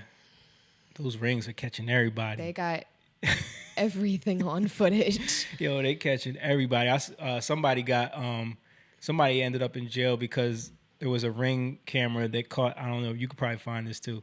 There was a Ring camera that caught someone stealing someone's Trump flag from their house. And they had their kids they had their young children with them. Just out here stealing Trump flags. Yeah. Man. And it was like, okay, I get it. Like, the Trump flag probably annoyed the shit out of them. Every time they drive by, they're like, F this. Yeah, damn Trump flag, I'm going to do something about this. So they, one night, they just decided they're going to go steal this dude's Trump flag. Right, I think I got it. You got it? I think so. Give me a second here. And then it's like, yo, you really put your... And the kid, I think on the video, you'll hear the kid be like, you're going to go to jail. The kid is trying to talk some sense into them. Like, he's like, Mom and Dad, it's not worth it. Yeah. What y'all talking about? Rachel's about to play it. The ring door lights, ring cameras. We were talking about how them Ring cameras catch everybody now. Like, you can't get away with nothing. I caught my neighbor parking in my spot. Oh, yeah? Or having a visitor parking in my spot. I never would have known whose car it was, but... You could see on the ring. My trusty ring. So did you? I know you was like, you went over there with your chest out like, yo, don't be parking in my stuff, yo. What you doing? Yo, what'd you do? How'd you handle it? I knocked on the door. And what'd you say? Like, yo, could you tell your guests not to park? Yeah, I was nice about it. Yeah. I was like, there's guest parking spots. Right. You can't park at somebody's parking spot. Right. But sometimes the guests don't know, right? You know what I mean? But it's their job to let them know. Oh, Where'd you park? Where you gonna park? Right. Like every time, you can't park. Every time you guys come, yeah, I'm like, we know park you can't park in people's spots that don't have the number. Right. You know, that is true. What if the person came over unannounced though? You know what I'm saying? Like, I would have been like, where'd you park? Make sure you know. Yeah. That's true. Okay, so look, they got little small children with them. In the middle of the night. I don't know what I'm watching. These people got caught on the Ring camera stealing somebody's Trump flag from their house. What? Yeah, look, they got a ladder and everything. Look, the kid saying, don't do it. The little one. Yo, that's a whole that's, baby that's the mom. unclothed. That's the mom and that's the dad. Hold up, rewind it a little bit because I think that's where he said it.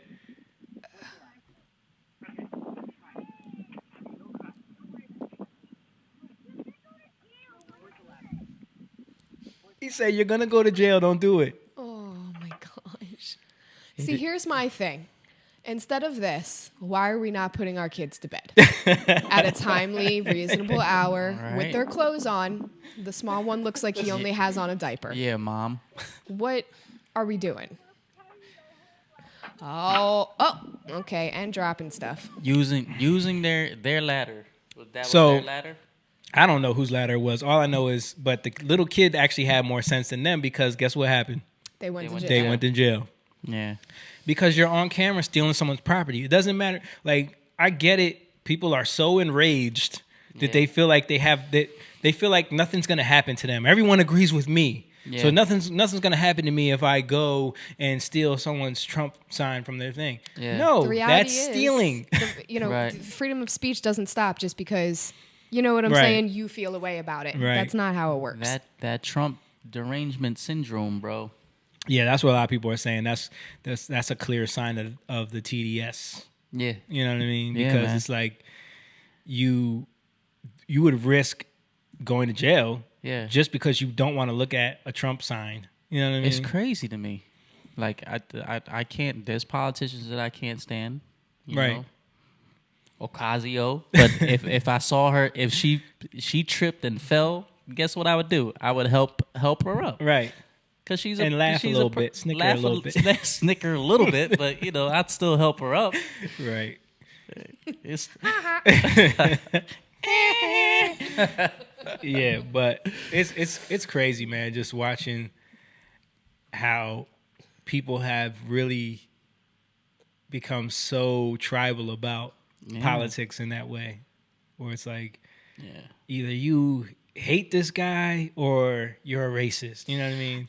I remember like I don't know, I guess like the Bush who was he up against the first time? I don't remember. What, Maybe George Bush? Yeah, George W? Bush. Yeah, the John Kerry. Kerry. Yeah, flip flop, yeah. flip flop. Right. I remember like people being very divided and like I was a younger person, but adults were very, very divided. But even so, like those conversations were not, I'm going to come and take your Bush sign off your property. And, Right. You know what I'm saying? Like it was still different. This is the craziest and most tribalistic, or you know what I'm saying? Like everyone's in one thought tank echo chamber all of the time, and if you feel this way, that is how you feel. If you feel this way, this is how you feel. And like there's no middle ground, or well, what about this and this and this? You know, like there's things to talk about. There's still nuance. Everyone's acting like that doesn't exist, and that's kind of crazy to me. Like you've let everyone kind of push you into a world where there is no nuance. There's no nuance. That's not reality. It's either black or white. Yeah. It's not just black and white, guys. And nothing is. There's Asians in the middle. Samoon from Thailand. There's Asians, but no blacks. No blacks. No blacks to the Asians. I saw some meme where they were talking about Asians being racist, but I can't remember what it was. But there's been a lot of them now. Because it's like that McDonald's shit. Oh, yeah. That shit's crazy. That went viral. Yeah. The video of Chinese kicking the black people out of their homes and stuff like that. That's crazy. I told my mom about that. What'd she say? She's like, there's black people in China? Yo, that would be the reaction. I didn't know there was black people in China. I'm like, Mom, there's black people everywhere. Right. And you know what's funny is I saw, I don't know if I told y'all about this, but I did see like this documentary on YouTube. It wasn't like a documentary. It was like one of those like, I don't know if it was like BuzzFeed or Vice or Vox or one of those like, you know, now this. Right. Yeah. You know what I mean? And it was like about black people migrating to Asia because Asia is so not racist. You know what I mean? And the whole time I was thinking like, what are you talking about? Yeah. So they like interviewed people from either America or Africa. Do you know if it was current? It was current, yeah. Which it was is very, like, very current, yeah. Makes a whole lot of sense, very timely with what's happening in the news right now. Well, no, this was not that current. Okay. It was maybe from like a year ago or so. Okay, that was my question. Like, did they drop this last week? No, that would be perfect. No, that would have been crazy if they dropped that. All right. Because, you know, y'all see the Nancy Pelosi thing? No, what she said? Where, who's the dude from Chris Wallace interviewed her, and he was asking her about on February 24th, which I remember because that's my birthday. She was out in Chinatown in New York, and she was like out there with cameras and saying hugging Asians, right? Yeah, and saying like everyone should come to Chinatown. Don't listen to Trump. He's a racist, and you know what I mean? Because this was back when the travel ban from China, and they were saying that it's, you know, it's racist because xenophobic. So China, and remember AOC was talking about like Chinese restaurants are suffering because of this virus, you know. And so she did this whole stunt where she went to Chinatown telling people come out and enjoy Chinatown, blah, blah, blah. So Chris Wallace asked her, like, weren't you downplaying the virus at that time as well? Like, you keep calling out Trump for downplaying the virus, but you were telling people to go, and this was February 24th. Right. Yeah. You know what I mean? What'd she say? She said, well, no, because I was just trying to show people that. Exactly how she sounds. I was just trying to show people that. You know how her teeth always sound like they're about to fall out? That our Chinese Americans are very safe people, and if you will let the record show, it will show that they did a great job of containing the virus. And it was like, what are you talking about, yo? Like, first of all, no one said anything about Chinese American people. It was like, yo, no one's allowed to go to China. No one's allowed to go back and forth from China. Like, that's what it was. Yeah. It was a travel ban from China. Yep. You know what I mean? But all the people that were citizens and all of the people that were green card holders were allowed to come back to the country. So they let like 40,000 people back in after that. Mm-hmm. But yeah, it was just funny because he asked her about that, and her answer was just ridiculous. Yeah. She makes no I sense. got it. Okay. No, what we were trying to do is end the discrimination, the stigma that was going out against the Asian American community. And in fact, if you will look, the record will show that our Chinatown has been a model of containing and preventing the virus. And I'm confident in our folks and thought it was necessary to offset some of the things that the president and others were saying about Asian Americans and making them a target of violence across the country. So that was her, you know. They're a target of violence across the country. Yeah. I wasn't targeted. And you were out there delivering packages. Yeah. Did you see anybody be like, get away from me, you Asian? Nobody said that to me. Yeah. I mean, where we're at now, people are like, you know, they try to kind of stay away from you. Regardless. Especially with the package. Yeah, too. Like, can you just try?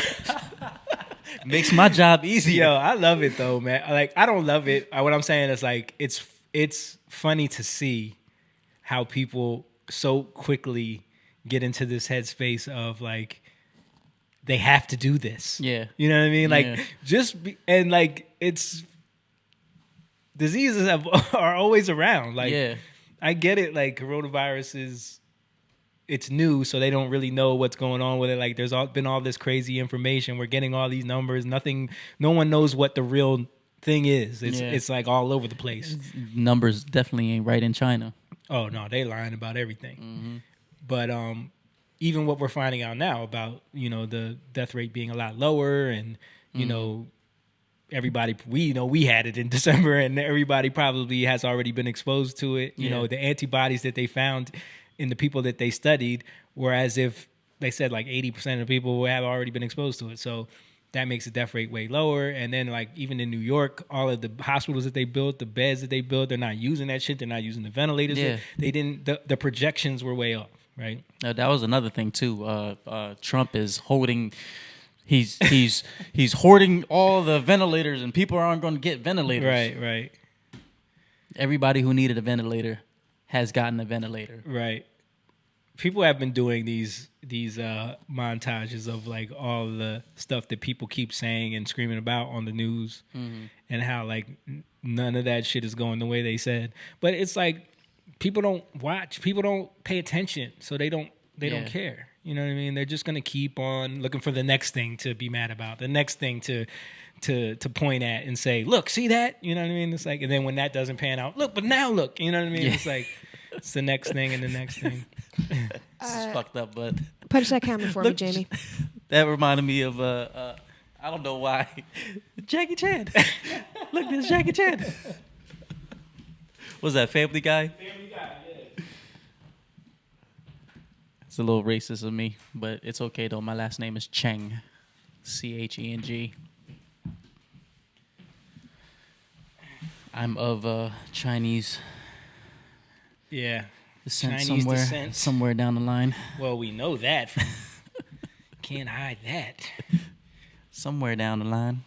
Yeah, it's been a lot of those funny type of stories happening lately. Bill Maher, Dan Crenshaw was on Bill Maher, and I saw something about that, but I didn't watch it. What went down with them? Well, because Bill Maher was doing his Bill Maher thing, and you know, like a lot of these guys, they're doing their shows from home, so they don't have the usual production hype around them. So like, you know how when Bill Maher does his show and he like does his thing where he talks to the audience and he says, and then the people do what the people do, and then he looks at the audience and everyone claps. You know what I'm saying? Like Jamie's good at I definitely saw Bill Maher into some impressions over here. Start filming that. He does his thing where he's like, you know, he does his little spiel, but then he signals to the audience and someone says, everyone applaud, and then they applaud. We know that from being on TV. Yeah. But he doesn't have that now. Mm-hmm. So he's going back and forth with Dan Crenshaw about the timeline of everything that the way it played out. And Dan Crenshaw starts hitting him with, like, you could probably find it and play it. But because I don't remember exactly how he did it, but he just starts hitting him with facts that like he couldn't refute. And it's like obvious. So like all of these videos are coming up where it's like Bill Maher slammed by, you know what I mean? Like, all that clickbait shit. Like Dan Crenshaw totally wrecks Bill Maher. It's like stop it. All they did was he kind of gave him some facts. Yeah. You know what I mean? And he did it in a very knowledgeable and calm way. You know what I mean? Dan Crenshaw's not like that. He's not. Yeah. You know, it's not bombastic. Yeah. He's not aggressive. Aggressive. I like that. I like that. Should be a T-shirt. Aggressive. Yeah. But yeah, there's been a lot of that lately. And you could tell, like, when people are tuned into a certain one way of thinking of news reporting, CNN, they're gonna think that that's all the reality that there is. Mm-hmm. They're not gonna realize, like, and if people are watching Fox News, they're gonna think that there's a certain reality that there is. Like Trump is God. You know what I mean? Yeah. Like, you ever watch that QAnon stuff? No. What is it? QAnon. Yeah, I was talking to James about that today. It's like this faction of people on the internet, on YouTube, that think that, basically they think that Trump is connected to some like deep intel person who is putting up secret information on message boards to give clues to people about what Trump is really doing behind the scenes. And out in public, he's doing one thing, but he's really behind the scenes doing all this other, next level shit. You know what I mean? And it's like, okay. And it's like, I don't think Trump is Trump wears whatever how do I phrase it? He doesn't hide shit. Yeah, right. He doesn't hide anything. But that's why they hate him, because he says whatever that's on his mind. But these people believe that everything that every tweet that he writes, everything that he says. If there's a misspelling, if there's a misplaced dash, it's all because it means something. And they will connect. It's just like that Black Dynamite shit where they will connect that shit in so many ways where it's like... No, he really thought Kansas City was... right. But a lot of people did. Yeah, it's confusing to me. Ask most people where the Chiefs play. And most people would get it wrong. Yes. Because it's confusing. But for him to be the president and do that, people are going to trash him. It's what happens. You know what I mean? He's Donald Trump. But of course people are going to trash him for that. You know what I mean? But what I'm saying is like, don't try to turn that into, no, he said that because blah, blah, blah, 4D chess. It's like, stop. You know what I mean? So you got those people, and then you got the, CNN, MSNBC, Rachel Maddow, Trump is working with the Russians. Yo, she will not let that Russian shit go. Won't let that shit go. Let it go, lady. Yeah. So it's just funny watching those two. Did you find it? Yes. Okay. Dan Crenshaw. Let's watch this because I can't really remember the full exchange. I think I've heard. But it should be them both side by side in two boxes, like almost like a Skype conversation kind of thing. All right. Well, let's see here. Hold on. Alarmist Peter Navarro. Yeah, this is it. Somebody else who talks to Trump a lot told him directly January 29th, you got to get ahead of this. February 10th. 2 days later, he implemented a restrictive travel ban from China, which he was widely criticized for. That same day, on January 31st, Nancy Pelosi proposed the No Ban Act, which would be congressional limitation on what President Trump's actually able to do with that travel restriction. Okay, but he lies about that. First of all, he didn't. How does he lie about it? What do you mean? He said he stopped people coming in from China. He did not. He said he was ahead of it. 43 countries did it before we did. There are still people coming in from China. He only stopped foreign nationals. Yeah, okay, let me address that because I know that's what people are saying right now. But the reality is, it was about 40,000 people came in after that.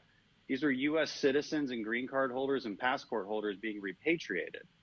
U.S. citizens. So you have to make the argument then that we shouldn't allow them in. And I mean, it sounds to me like you're fully agreeing with President Trump on this when everybody else disagreed with him.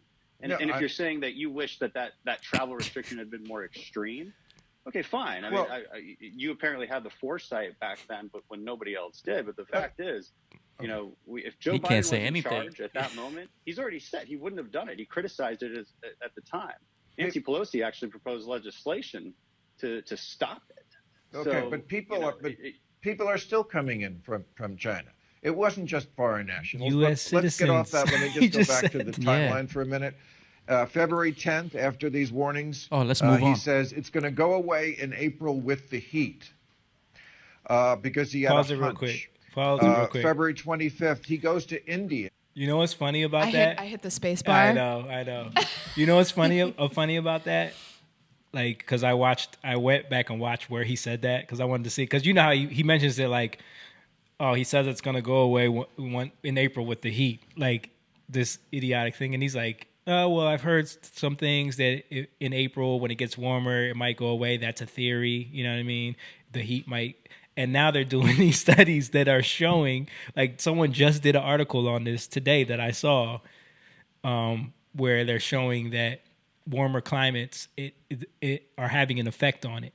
And like places like on the West Coast and in like the southern Texas, in Africa and in Florida, like the spread is not. Which is what they've been theorized, which is why Trump said that in the first place. Right. So he's trying to use it as like a way to slam him as an idiot. You're an idiot. You know what I'm saying? Right. But it doesn't realize, like, even though he says it like an idiot, it's still backed by what the medical professionals are saying. Right. Because most of these type of viruses can't survive in heat. And a lot of people have been saying that heat kills it. Like, even like the conspiracy theorists, I've been seeing videos about this for like since March, where people are online saying like, yo, the heat kills the virus. If you can, like, if you know you got it and you can ingest like hot steam, that will kill it. Like, people were saying this already. You know what I mean?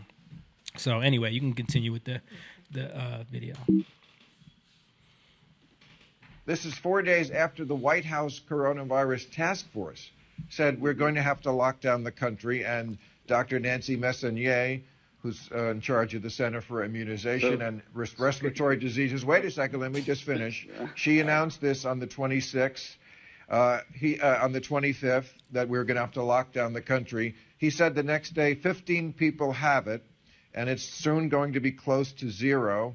March 6th, he said anyone who wants a test can get it, which is still completely. Let me stick to February. Completely As wrong. you go forward, because you mentioned February 25th. The day before, February 24th, that's when the administration requested $2.5 billion from Congress to fulfill, CDC, NIH, and FDA funding to combat the virus and the potential spread of it. That's also the day What Nancy happened Pelosi right was in then? Chinatown.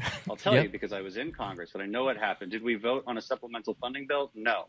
Did we wait days to vote? No, still didn't vote on it. You know what we voted on later that week? Nancy Pelosi, the only thing she would put on the floor to vote on was a bill to ban flavored tobacco. That's what actually happened. It was only a week later that we actually voted on supplemental funding that the administration requested. Your criticism appears to be based in one thing, that Trump was overly optimistic. That's his style. Again, you can criticize it. That's fine. But it's not connected to the actions that were actually taken. Because if I back up even further, February 14th, CDC announces ongoing work with 5 laboratories to perform community-based influenza surveillance and study the spread of the virus. We're in a fact-finding mode in February. People forget this. People keep calling February this lost month. But it's really not. That's an easy and cheap accusation because there's no big, bold moves taken like there was in January or like there was in March. But the reality is our government was working to create that test. Now, did they work as fast as we would have liked? And of course not. And there's a lot of reasons for that, which I'm happy to go into. By March 3rd, there was only 102 cases in the United States. And yet I'm hearing criticism that we should have been locked down weeks earlier. But would you think the American people would have accepted that with only 100 cases in the United States? Italy didn't lock down until March 10th. Spain not until March 14th. UK, not until later in March. Places like Sweden's never locked down. And so I provide all of that context. I thought we should be like as Sweden. We try Sweden has to figure it out. accuse this man of he's being accused of having blood on his hands. And context is so important here.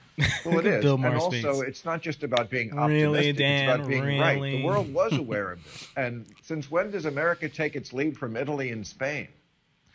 Well, because those were where the outbreaks were happening. I understand. Right? Well, I'm pointing it out again for context. But if we're going to criticize somebody's actions, we have to do it 100 in the cases. context of the facts they knew at the time. People would have So never I'm just trying to be accepted fair that. here. I don't really care about defending him or his actions. I just care about letting people know the truth. And when people make these accusations, I have to ask them a question. Is the goal to make Trump look bad, or is the goal to get to the truth?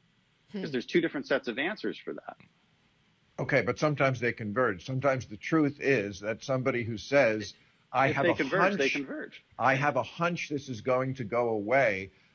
Is that someone you would want to have served with? I mean, my God, I don't understand, why someone with your resume, you were in Fallujah, for God's sakes. Would you want someone, a commander, to say that to you, to blame everybody else if something goes wrong, and then to say, I have a hunch the enemy's not going to be in there. Let's attack. Sure, no, I understand that. So here's how I would describe my answer to that.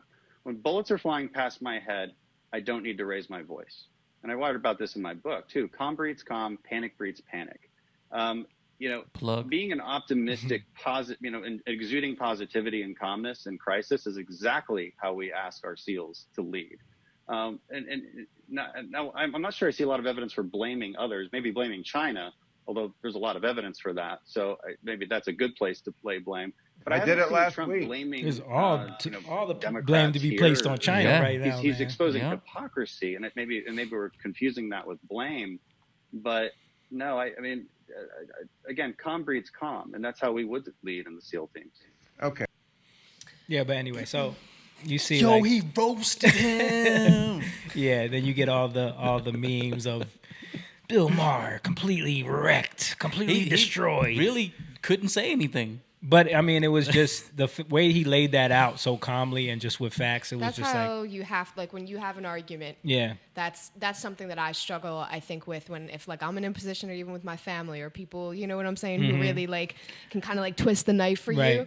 It's hard to stay calm. And that's really the only way to get things done. And that's the thing, is like, we've gotten to a point where you can't have a conversation about these things and talk through things without people getting emotional. Right. It's like, even someone, if we're talking about this on the podcast, I know certain people that are watching that have a certain viewpoint just get emotional and just can't even stand it and watch it and leave. You know what I mean? Because it's like, oh, I don't want to hear about that. You know what I mean? It's like, Jamila's watching. Yeah, people get emotional. Are you one of those? She's married to Jordan, so she can't be one of those too much. But yeah, it's like we've gotten to this place where any type of conversation where we don't agree or where we're talking through what the facts are, people just get so emotional and it just becomes a yelling match, and then it gets nowhere. Mm-hmm. And it's like, people don't know enough to get to the actual facts. They're just kind of taking in whatever their news source tells them. Mm-hmm. You know what I mean?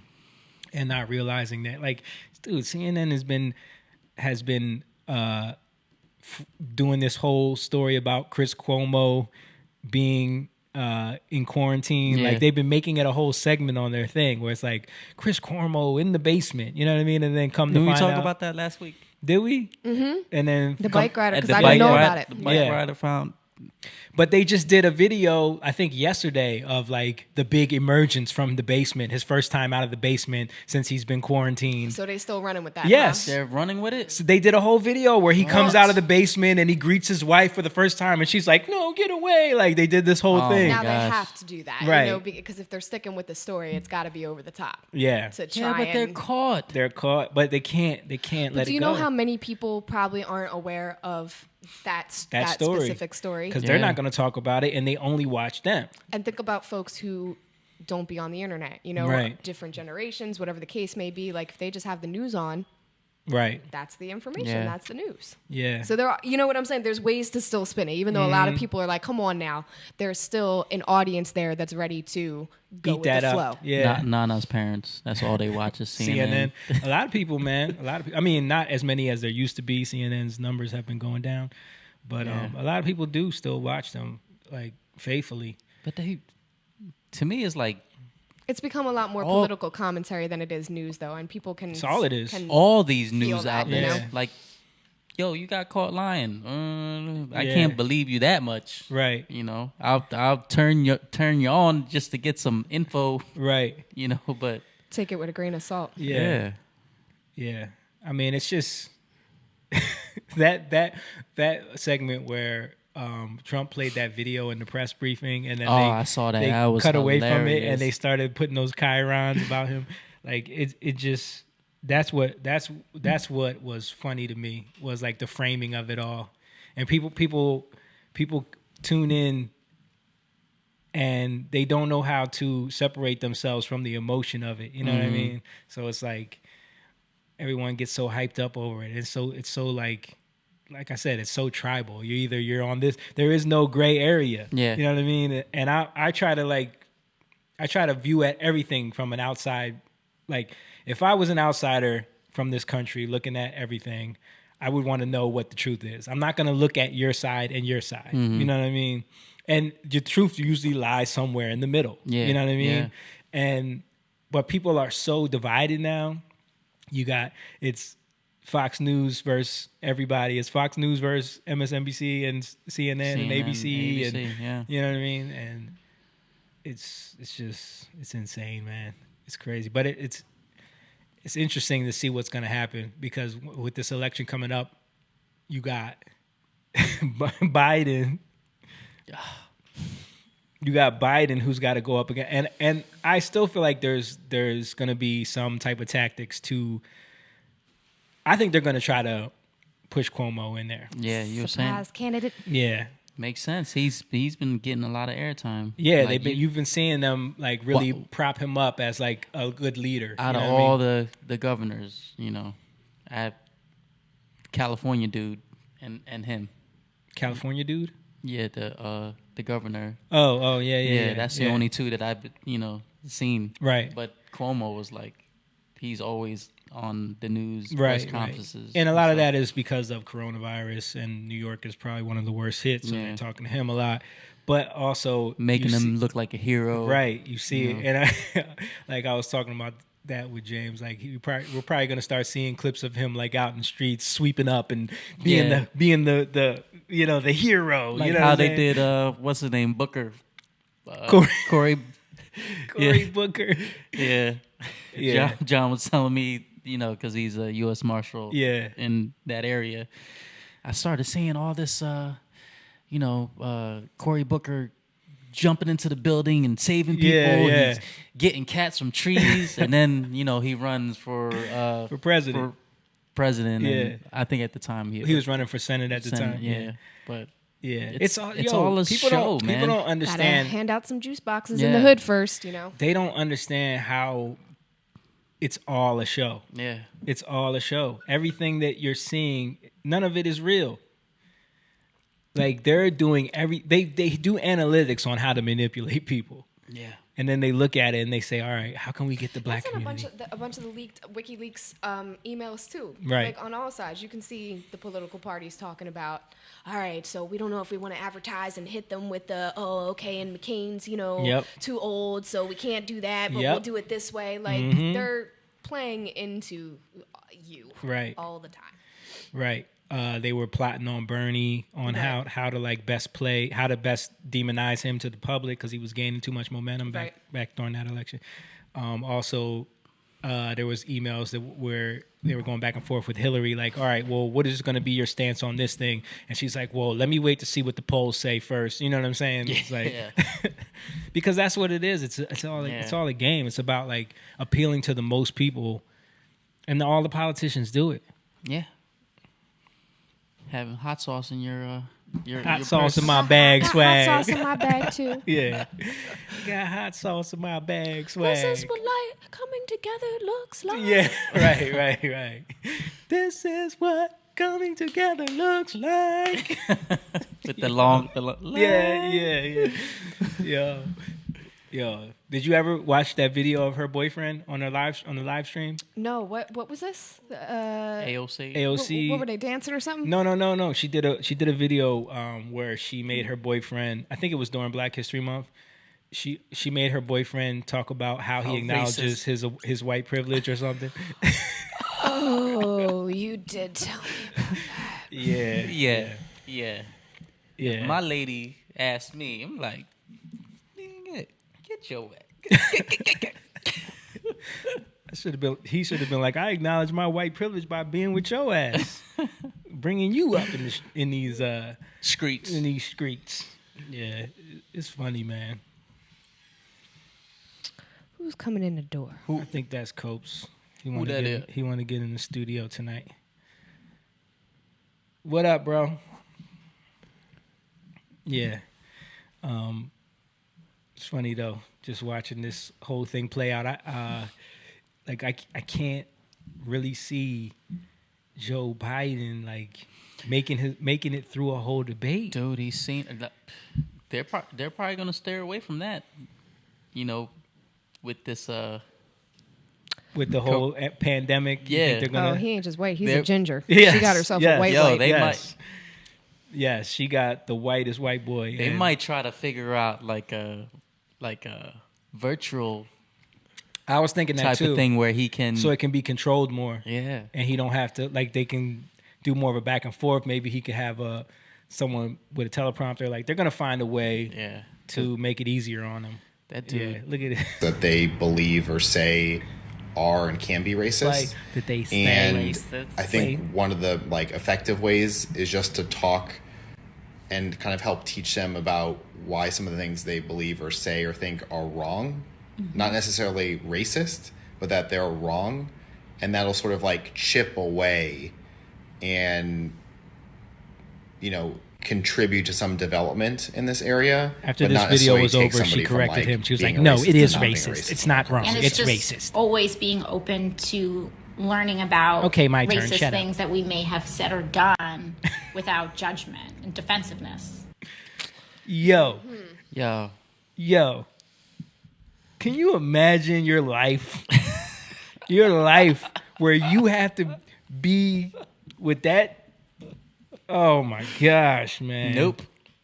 Yo, that is crazy. Nope. And he's just sitting there. So if you do something that you think is racist, or you might have thought racist, It's like, yo, what are you talking about? Racist. Punch that camera for me, please. All right, I got you.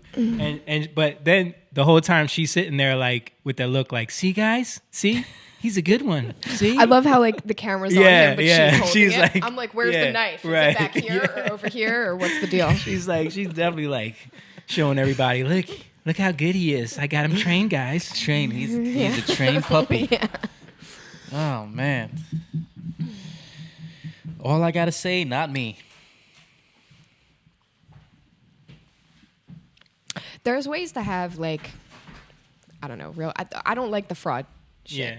Like I don't like the Yeah. fraudness about it all. Yeah. Because there's ways to have and address those things. Yeah. You know what I'm saying? Like there's ways to be like, hey, when you're in your own community, Right. check them when they do unacceptable If you things. see people doing stuff that you wouldn't want to You know, do, represent it. if you don't want that to represent you, correct them. Right. You know what I mean? But this whole like, you know what I'm saying? Like, Yeah. okay, here's Yo, the agenda. Yeah. Here's the rules, Yeah. step by step. Like that's not no. Speaking of races, did y'all see 2 white kids? It's a video that went viral. You ain't seen this, Jamie? The recipe, the recipe of how to the make racial couple. how to make it. You ain't seen it? No. You put didn't me hear up on about something. this? Put me up on something, please. That is racist. This is Like they this watered is- racist down, but this is pretty racist. this Racist is racist when you see it. Like that's the problem when you make everything, try to make everything racist. all I had to type in was TikTok couple, and they immediately came up Oh my because gosh. they're expelled from school. They got kicked out of college. Yeah. Everything. Wait, these people are in college? They're I Well, think I think one was a seniors senior or trying to some get crap. into a university. Okay. And I thought this was going to be like some 12-year-old kids. no. No, they grown. They're They a couple. grown, so they're Dumb. grown enough to know better. At least 17, I think. Okay. So So they just out here doing dumb shit. Doing dumb and shit. it might take me a minute to find the video because now it's like Commentary. the Yeah. internet. Yeah. That's crazy. Yeah, but they were saying some crazy stuff. So break down what the video was before we watch it. They're coming into the bathroom, basically doing one of these recipe videos where they're like, I guess how do you make like a black person or some crap like that, and they got all these little cups of No, water. let's say it. How to make a nigger. That's Did what they say said? that? That's Okay. what they said? I think the piece of paper. That's what That's it said. what it said. Oh. Okay, Yeah. hold on. Oh, you know what? I have it in my text messages. Somebody sent it to me, There you go. so I'll send it to myself. But they run into the bathroom, and all of the cups of water that they're dumping into this recipe, right, is just horrible racist freaking stereotypes. Like, don't have any class, and they're all completely worse. And I'm not going to repeat what they are because I can't even remember. Fried chicken and watermelon was Like one of that, right? them. Or go to jail. Go to jail? Yeah. Yo. Not have a father. When are all the how to be white videos coming out? Right. How are they? When are they? Some- There's going to be a whole bunch Yeah, they're- responding to that about how There to, might be some now. yeah, where it's going to be like the opposite. They're going to talk about slaughter entire populations of Yeah. Native Americans. Right, You know right, what I mean? right, exactly. Yeah. Like, why do people play these dumb games, man? Like, I don't understand why you do stuff like that. Yeah, and not think like you don't think it through. You're putting it on TikTok. One of And the it's like y'all clearly made this because you want to go viral. You wanna Like go there's no viral. other reason Right. for you to be doing this crap. but negative. Oh, it was deleted by the uploader. Okay, hold on. Of I'm course it working. was. I'm working. Of course it was. But then, so the whole internet came for them and canceled them, and their university doesn't want anything to do with them. And now they're trying to backtrack. Like, the girl made several Instagram accounts, and she's like, I was young, but at the same time, if if black people don't want to be called this and that, they should get their lives together. Like, but then the next Insta story is, I truly apologize for Oh my everything that I've done. God. Like, they're all over the place. And it's like, what were you trying to accomplish with this? This is my question. I think that, like you said, it's the era of do anything to go viral, right? So, all right, let me see if I got it here. Hold on. So if you can do something that's gonna be so shocking that you know it's gonna go viral, you'll do it. Yeah. All right. Let's see if we got it, kids. Hey, today we're making censored N-word. First we have. Okay, so today we're making and then N-word plural. Niggers on the paper. All right. Got you. Yeah. Pretty black. Yeah.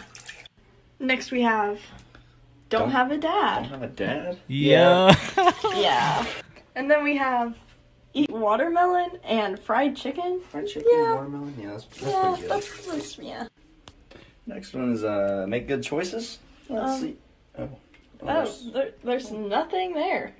Next we have. That's how this choice worked out for them. Specifically whites. Yeah, they do that. Last one is. Go to jail? There's a lot of that. That's it. And then, this lady will comment on it. But that was the TikTok That's the video. that sent the world into mayhem. It's crazy, man. I gotta say, pretty accurate. No, I'm just joking. I'm just joking. Racist. I'm just joking. But no, man, like come on, man. That's crazy. So let me find the latest, news on the repercussions. 17, maybe 18, senior in high school. Yeah. Come on. It's just dumb. It's just dumb. You're ruining your future, and you're putting it on one of the most popular social media apps or whatever. That's also owned by China, by the way. Yeah. You know what I mean? It's this stupid. Yo, I saw some video where they were talking about in Congress how someone was doing like a speech about TikTok, the TikTok app, and how we need to take more precautions with that app because, the Chinese government does heavily monitor that app. Mm-hmm. You know what I mean? And they don't ban. It's like billions of users. You know what I mean? And it's like it's growing so fast, and especially amongst the youth, and they can use it to surveil everybody. You know what I mean? Wow. And when you think about with them and the company Huawei, that's from China as well. It makes phone technology, makes like 5G towers, makes those are the phones that you can't get out here. Yeah. Rogan was talking about them. Yeah. He said those phones are crazy. Yeah, they're supposed to be, and their laptops are supposed to be ridiculous too.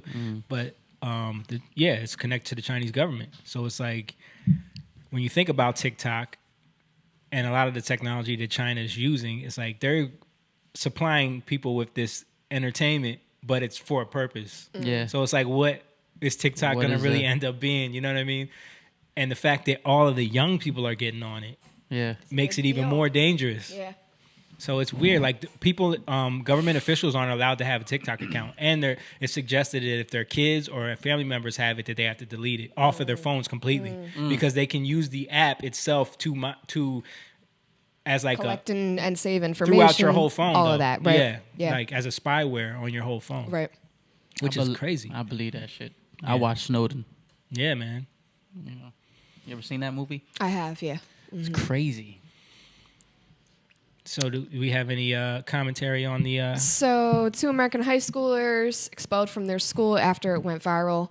The pair faced widespread backlash after the video in which they used racial slurs, made offensive claims.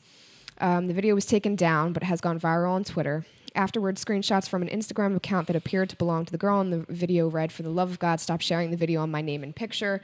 And then she put this up, which reads, "I want to apologize for the abhorrent video I posted." You know she ain't write that. Nope. Abhorrent. I don't even think she spelled that word right. I know in my heart how wrong it was. My boyfriend is racist and slowly normalized his racism on me. Still, I should never have let him. I believe blacks are human too. I believe blacks are humans. Made in the image of Christ. She brought Jesus into it. See, this is what I hate about... Why do all these white racists got to be Christians, man? They give it a bad name. Yeah, man. They give it all a bad name, and then they're gonna blame Christianity. They're gonna blame, this becomes because of Trump and because of Fox News and because of Christians. You know what I mean? It's like they're not part of that crew at all. Right. You know, they're. I like how she just put it all on her boyfriend. Right. On her boyfriend. I have disappointed God, and I want to apologize. Please don't contact my college. So there's the punchline. Please don't contact And here we come college. to the real agenda. It's my future. Why I'm only posting this because people told me they were going to contact my college, and I need to keep myself I need to stop this from ruining my life. So it's like I'm going to apologize, but even in the apology, there's racist like undertones. You know, you feel it. You can read it. It's right like there. blacks are people too. I believe it. Trust me. So it's my future, and one mistake should not ruin a life. Also, please stop with the death threats. Again, I apologize sincerely, Steph. So first of all, you can't do that racist shit and then demand people do things. Anything for you. Like no, it doesn't work like that. Don't work like that. You don't get to stop the death threats or anything. You know what I'm saying? Right. Like you put it up online. Now Right. you have to deal with that backlash. Right. What do we always say? Like you can control what you put out in the world, but you can't control what the heck comes Exactly. That's one of the. Can you imagine being their family? Like, bro, like I'd be so pissed. What do you do? Yeah. What do you do? Especially if like, yo, Rach, what do you do if your cousin posts some shit like that? That ain't my cousin. Is there a family meeting? Like, no, what happens? No, that's like you. That's on you. You cancel. Right. You know what I'm right. saying? Like we don't know you. I couldn't even imagine. I've never been in this situation like that to be able to, what would you do? Imagine being her parents. Yeah, I mean who knows? His parents probably feel the same way. If my daughter posted if I ever had a daughter who Right. posted some shit like that at 17 years old, Right. that might be like a, look, you 17 and I'm not supposed to beat your ass anymore, but it's Right. about to go down. Right, Like, right. I don't know how you handle Oh, you that. know, I would. I'm all But for. Again, right? Like you have to think about that, and I blame them, but I also blame what about the parents? Mhm. What about their cousins? Right. What about the school? What about the town where they grew up in? Like, where did y'all get the idea that this is okay? This is the way to go viral on TikTok. What type of social environment do y'all come from where that's cool? I seen another video where a girl was breaking it down. They showed the high school. It had like 50% black. So it's like you have no excuse. Yeah. Where, you know what where I'm are saying? they from? Where are these people from? Carrollton High School in Georgia. Yeah. I don't know where in Georgia, but Carrollton City School District, which also said 2 Carrollton High School students who were featured in a racially offensive TikTok video that spread across social media platforms last night are no longer students in the Carrollton City School District. Think about it. You can't have them as students though. Like it's not even about the fact that we got rid of them because they're racist. Yeah, it's like for their safety. they can't come back here. Yeah. Because people are gonna want to kill them. Yep. You know what I mean? Like they'll never be able to walk them halls again. Nope. You know what I'm saying? What was the next post? Did she put up another post after that? So now it gets tricky because there's several Instagram accounts, as I was looking at this the other day, that are under her name. But and you don't know if it's her, You though. don't know if it's her or not. Right. And a lot of them have all of the world star most crackheadedest crackheads with their whole, you know what I'm saying? Yeah. Like just naked. Right. Videos like that. Naked. Naked in the street, Right. banging on car windows. Like she's got like that kind of footage Right. of minorities Right. on these pages. So I Right. don't know if that's from before. I don't know if people have started making accounts to troll her. Right. Like that's a whole deep dive that we got to go and see Yeah. if she's online. The internet will quickly take off and turn it into something that you don't know what And you're start looking at anymore. posting ignorant shit for her just Right. so they can be like, see, Right. So I don't know. And also so that page can get followings and then they can totally delete all that shit and then sell that page to someone else. Exactly. They do that. There's you know so what I mean? many, Yeah. routes to go with it right now. Yeah, that's what people on Instagram are doing. They'll find a way to build up a following on a page real quick, get it to 100,000 followers, Right. and then sell it to someone. Yeah. You know what I mean? Naked women. That sells. Yeah, but now they got OnlyFans. So yeah. But that's crazy. I didn't even hear about this. That was the story this week. The racist couple on TikTok. Wow. That was the story. That just happened a few days ago, right? That was the scoop. Yeah. Man, racist couple on TikTok. I'm thinking it was like two racist friends, like kids that would do some dumb stuff like that. Yeah. That's crazy, man. And it wasn't even clever. Like, it wasn't even clever, and it wasn't even like what are you pouring cups of water? Basically, it was a recipe on how to make a nigger. Yeah, but I'm saying but they just poured cups of water though. Yeah, like what I'm saying is it's not clever. It isn't. It wasn't clever at all. I'm not sure if that whole setup, if that whole production plan was taken from other Another TikToks. TikTok. You know what I'm Okay. saying? Like if they're doing this on TikToks, it looks Probably. like it might be, and they were just like, oh, let's do the black version and go viral. Right. But like, let's do the water cup recipe challenge or Right. whatever the stupid TikTok thing is that everyone's doing. We're two idiot white kids, and we'll make it about N-words. Yeah, that's ridiculous, man. People are stupid. It's just I'm laughing because it's so dumb. It's so dumb, and it's like they thought that that comment in there was so like telling because it said make bad choices, and then they're literally in the middle of making a terrible choice. You know what I mean? So it's decision that's gonna mess up the rest of your stupid life. So is that a black thing, Right. or is that just a dumb idiot thing? Yeah. And you guys are lumped in with that whole group. It's like, okay, all right. Anyway, let's wrap this up. So I got to get up here and do this session. I'm gonna be here all night. Studio. All right, everybody. We're gonna get out of here. We will see you guys next week. Make sure you go to the Patreon. Make sure you go to our website, Jatan.com. Listen to some music. Make sure you go stream Higher Love. Great song. It's a great song that we really haven't promoted yet because of the Rona. Oh, What? she sent a picture. Who did? Your mom. My mom did? Next episode, we'll show everybody. Next episode, we'll show everybody my The mom's bra mask. Tell me that don't just look like a bra on somebody's face. It looks like a bra on somebody's face. Yeah. I hope it wasn't used. So, well, if so, it's her face and her bra, so who cares? But, yeah, we'll see you guys next week. Make sure you go stream our stuff. Yeah, Patreon, all that good stuff.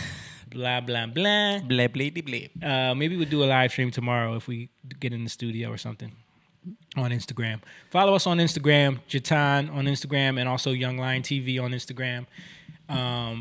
Follow Rachel Rhoda on Instagram. Like her page on Facebook. Rachel's finally posting on Instagram. Finally putting up actual content, which is hilarious. Face. But yeah, we'll see you guys next week. We're out of here. Young lion go live, yeah.